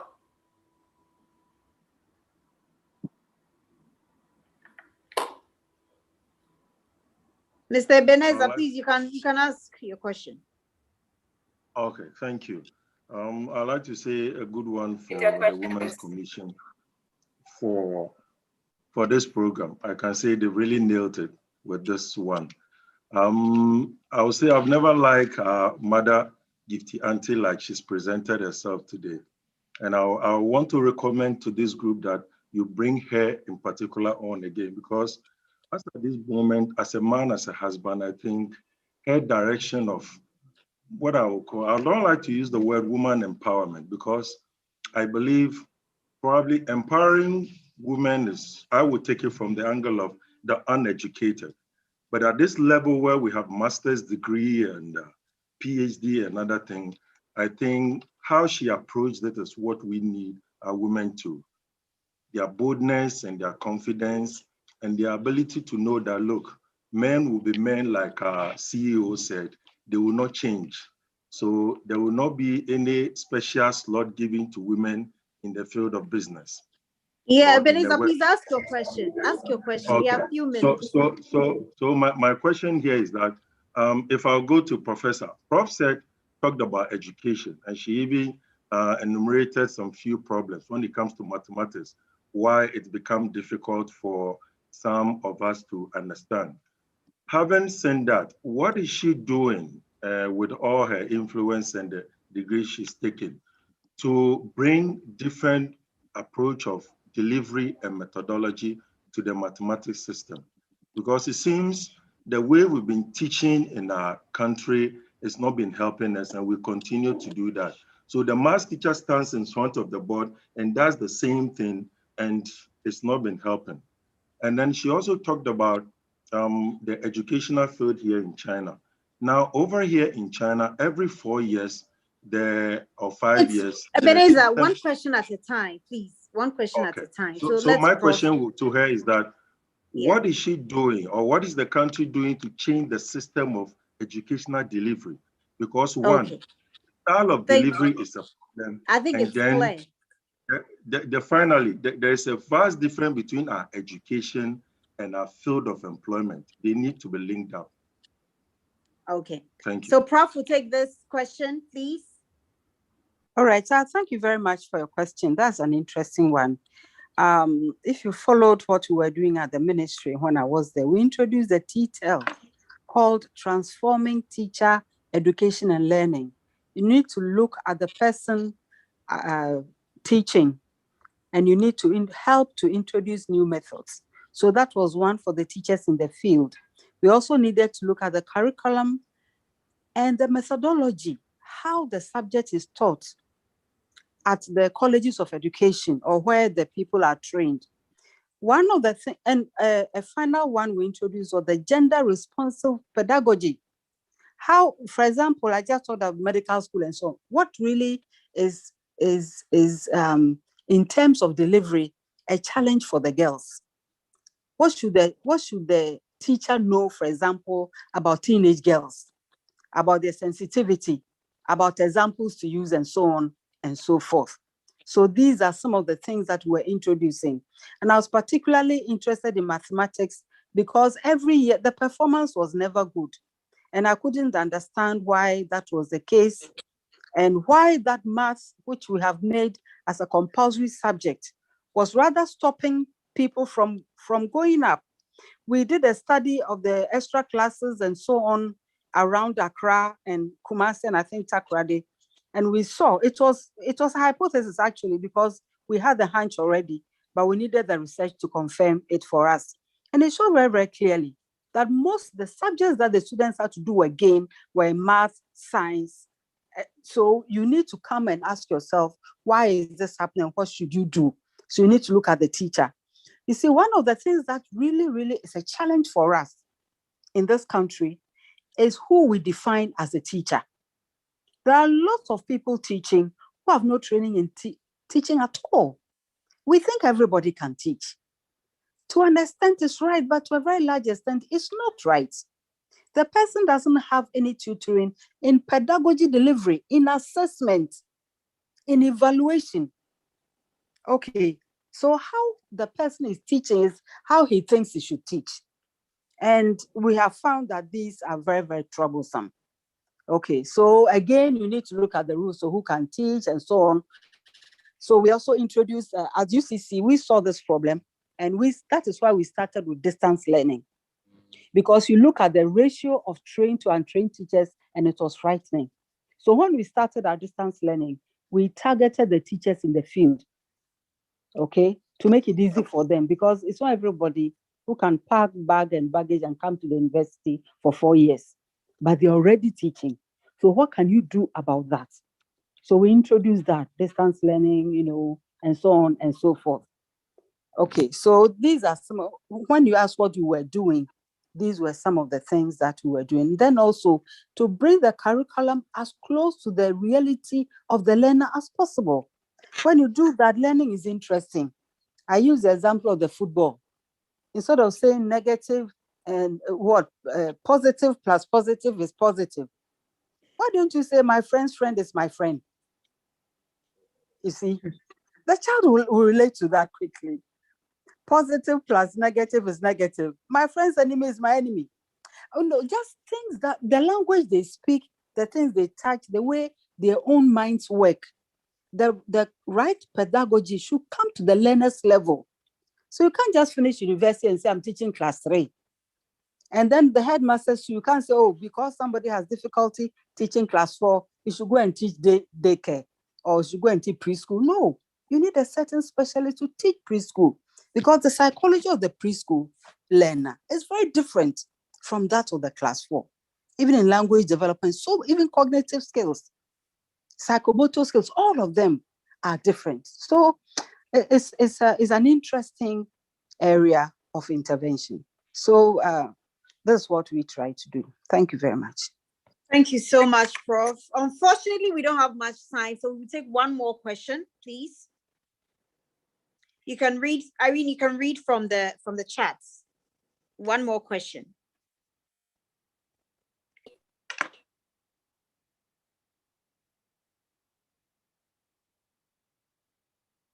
Hello, Irene. Okay, so I'll read one more question from here. Makafui Sala is asking Prof and Miss Patricia, where can a young girl start from when and whom you know syndrome is against you in all respects? I don't really get the question, but he said, where can a young girl start from when the whom you know syndrome is against you in all respects? So I think either Prof or where she's coming from. So I think what she's saying is it has to be whom you know before you get a job. Make it. Placement. And yes, relationships are important, so we can't run away from it. And sometimes it just takes in a crowded environment that if somebody knew someone and could just put in a word for you, it would help. So there's nothing wrong with if you knew someone and could help you. But I think what is important, even if somebody knows you, in the end, it is your competence that will be evaluated. So there are many people who don't know anybody and have succeeded anyway.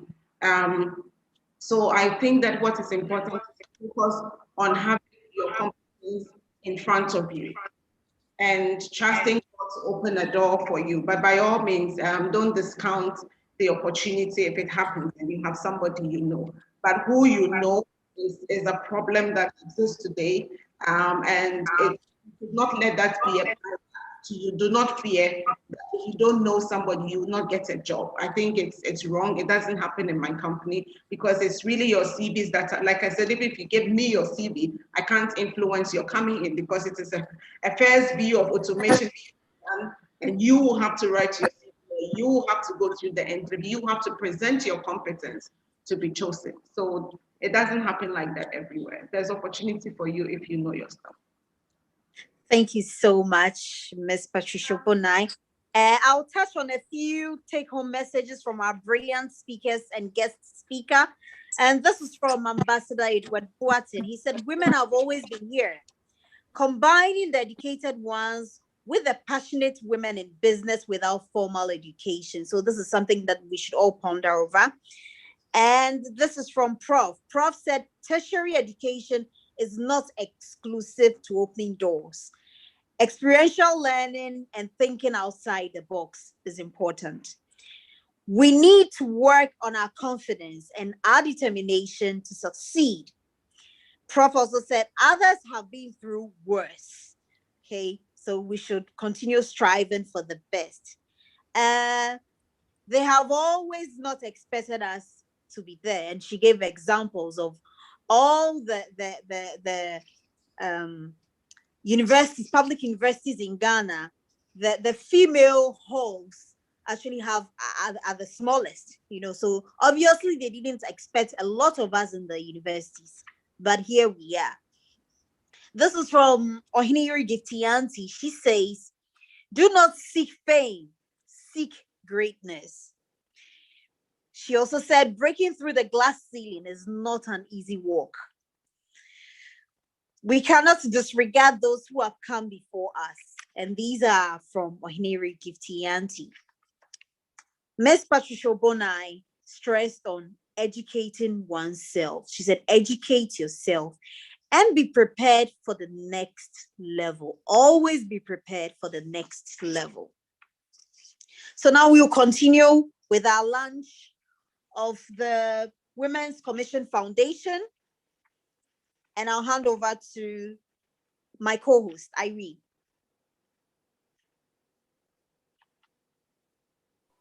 Irene, unmute yourself so we can hear you. We are almost ending the program. Thank you, Dr. Isabella. Please, can I be heard? Yeah, we can hear you now. Awesome. Now it's time for launching the NUGS-CHINA Women's Commission Foundation. The NUGS-CHINA Women's Commission Foundation is a body under the umbrella of National Union of Ghana Students, China, which seeks to improve the lives of women and girls. The NUGS-CHINA Women's Commission Foundation intends to leave an indelible mark in the lives of many young women in the Ghanaian society to strive for greater heights in every sphere. Our vision is to bring women together for a common goal of breaking through educational and economic barriers. Our mission is advancing equity for women through advocacy, education, philanthropy, and research. The foundation has two main areas under focus.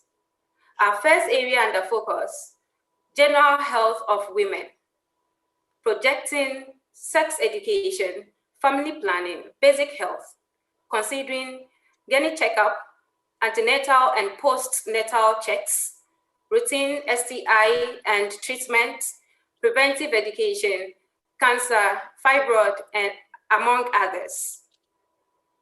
Our second area under focus, gender development and advocacy, projecting vocational training, leadership training, research programs.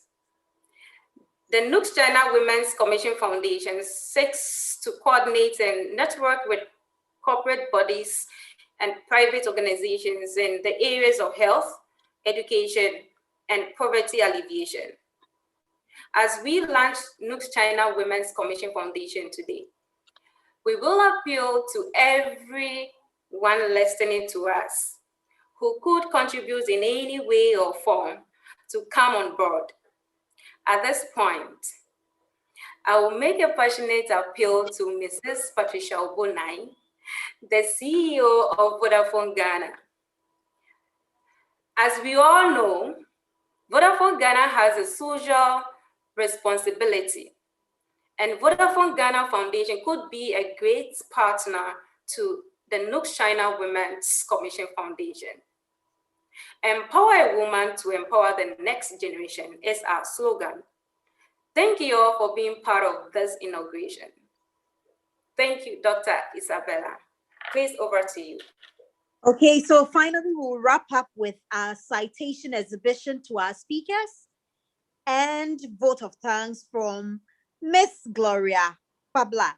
She was the former National Women's Commissioner, NUGS-CHINA, and the current Senate Chair. So Gloria, you can take over and wrap up. Thank you. Awesome. Thank you so much, Dr. Isabella. It's an honor and a privilege to be here and to be given the responsibility of presenting citations to our honorable speakers. I do know that His Excellency Edward Boateng is not in our midst at the moment. And if the host would allow me to share my screen, that would be awesome. So host, please permit me to be able to share my screen. All right, thank you.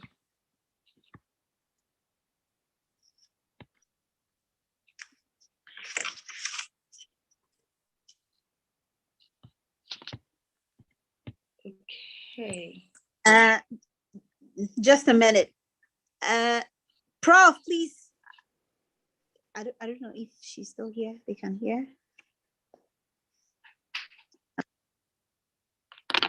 Dr. Isabella. Yes, please. Go ahead. Yeah. All right. So our first citation this evening is being presented to His Excellency Ambassador Edward Akwesi Boateng, who is the immediate past ambassador of Ghana to China, and he's also a businessman. So I'll just read what we have on the citation for us. And it reads, with a grateful heart, NUGS-CHINA National Women's Commission wishes to appreciate your invaluable time, phenomenal and worthy presentation on our Women's Academic and Leadership Conference held on Sunday, June 6, 2021, on the theme, Reimagine Subtle Beauty, Raising Giant Leaders in the 21st Century. Your presentation on giant business initiatives, starting small-scale businesses, swept away doubts on certain vital issues relating to the Ghanaian business space, and we sincerely appreciate you.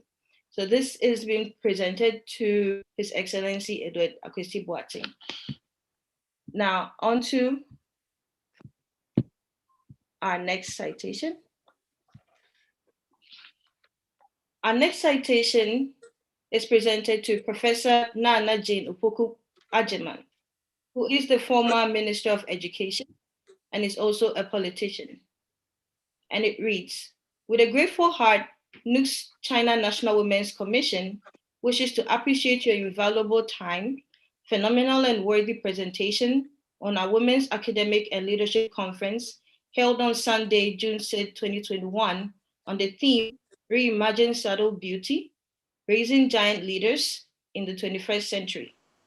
Your presentation on the importance of higher learning as foundational base, relevance of specific academic programs and their usefulness to the Ghanaian economy, and linking academic programs into well-timed solution, swept away doubts on certain vital issues relating to higher education, and we sincerely appreciate you. So on behalf of NUGS-CHINA, Professor Nana Opoku Agyemang, this is presented to you. Thank you so much. I really appreciate it. Thank you. Our next citation goes to Mrs. Patricia Obonai, who is the Chief Executive Officer of Vodafone Ghana. And it reads, with a grateful heart, NUGS-CHINA National Women's Commission wishes to appreciate your invaluable time, phenomenal and worthy presentation on our Women's Academic and Leadership Conference held on Sunday, June 6, 2021, on the theme, Reimagine Subtle Beauty, Raising Giant Leaders in the 21st Century. Your presentation on embracing digital tools and their usefulness to adapt in the digital eruption of Ghanaian economy swept away doubts on certain vital issues relating to a digital economy. We sincerely appreciate you. So this is to you, Mrs. Obonai.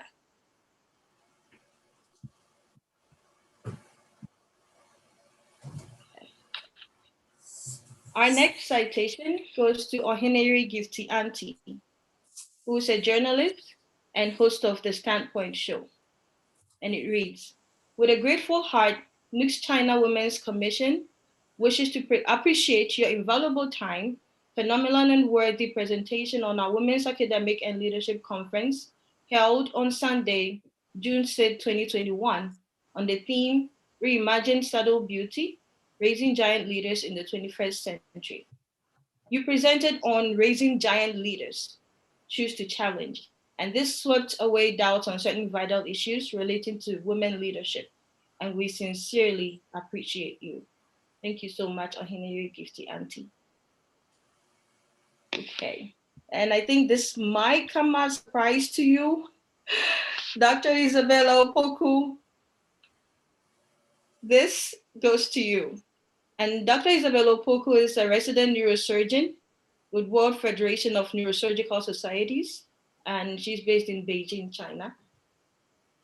And it reads, with a grateful heart, NUGS-CHINA National Women's Commission wishes to appreciate your invaluable time and selfless contribution and commendable input before and during the Women's Academic and Leadership Conference held on Sunday, June 6, 2021, on the theme, Reimagine Subtle Beauty, Raising Giant Leaders in the 21st Century.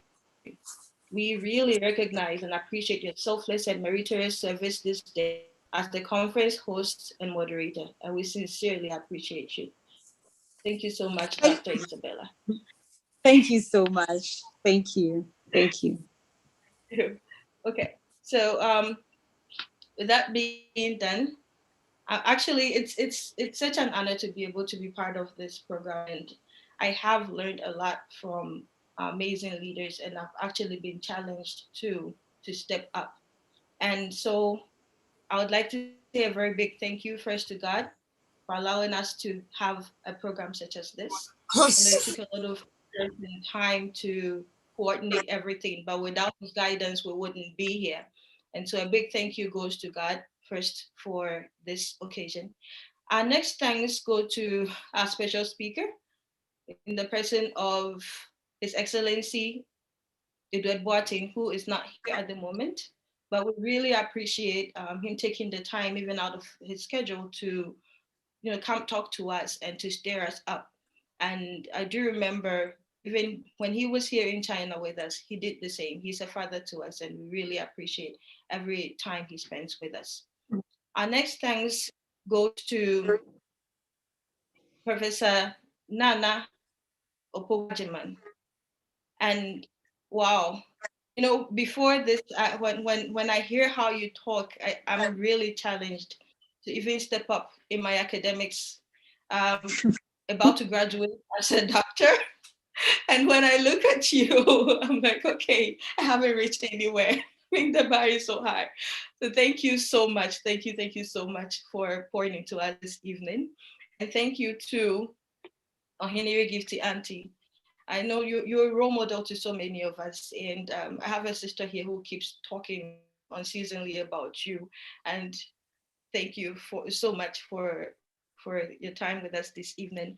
And last but definitely not the least, our thanks goes to Mrs. Obunai. Wow. Thank you for the hallmark you've attained and for taking the time to challenge us again this evening. Thank you. And with that, I would hand over to Dr. Isabella. But before then, we know that even though we organize programs, it wouldn't be successful if we don't have, the neck putting their bit into it, the Senate, the past leaders, and most of all, our members in China and those in the diaspora. We really appreciate you honoring our invitation and for joining us on this occasion. Thank you. Thank you so much, Ms. Gloria Apabla. Thank you all for joining us today. And I think we've had a successful program. Thank you, Prof. Thank you, H.E. Edward Boateng. Thank you, Auntie Gifty. Thank you, Miss Patricia Bonai. Thank you, everyone, for joining us today. And we'll say bye-bye to everyone. Bye. You can unmute everybody. Bye-bye. Bye. Bye.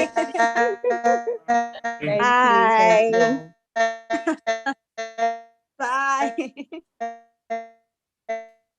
Bye. Bye. Bye. Kudos. Well done. We really had fun. Bye. Bye. Bye. God bless you. I love you, Dr. Isabella. Please, who is speaking? Please, I'm Jenny. Who? Jennifer. Pardon? Jennifer. Jennifer. Okay. I love you too, Jennifer.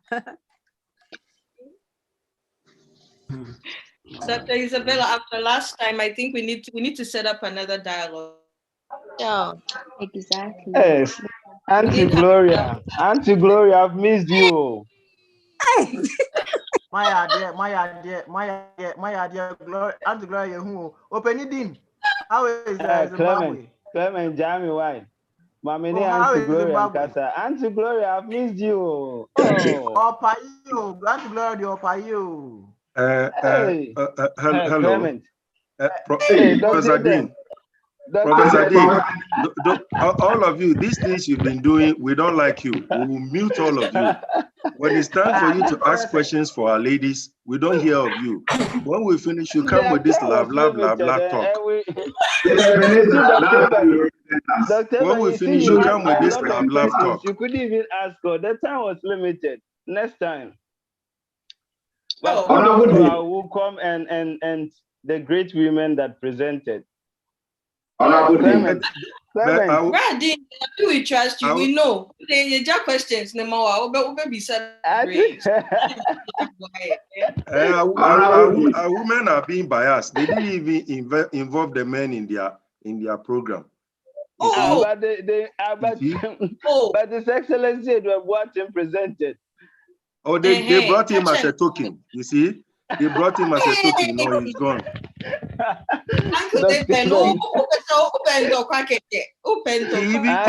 He even confessed he was surprised. He said, "Oh, but kudos to the Women's Commission and the next.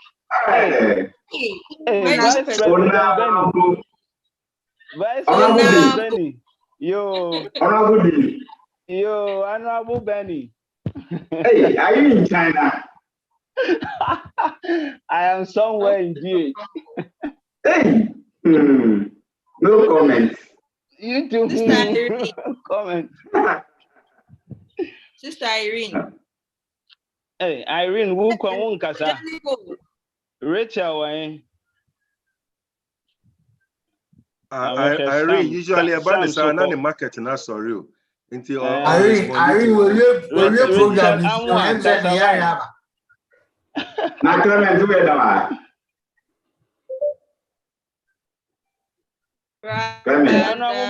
are I salute Honorable Bembafu. Mr. Collins, I salute you, Honorable. Dr. Eben, so the Michia with that. In fact, I salute everyone. Have a blessed week.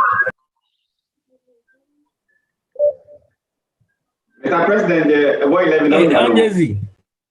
there is also now Miss Maudlin, no, Maudlin.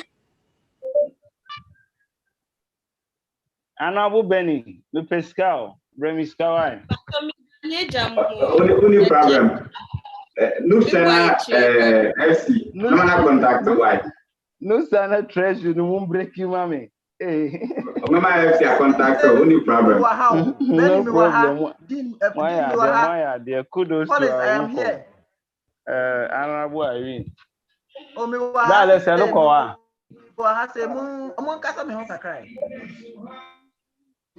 Clement, you expired yesterday. Clement, you expired yesterday. Dean, Clement said, Nimre it's a past executive.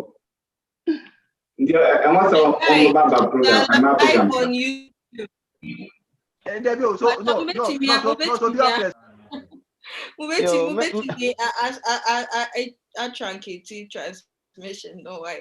Yo, Miss Isabella, Chiawa, co-host, Babu Juma pa, now her feelings to tell Kama. Jennifer, Obisa person name Kasa. What's her name? Jennifer, you can get my number from Irene. Hey, yes. Yo, who take the number? How about your number? My number 13521. We all want to take your number. Don't worry.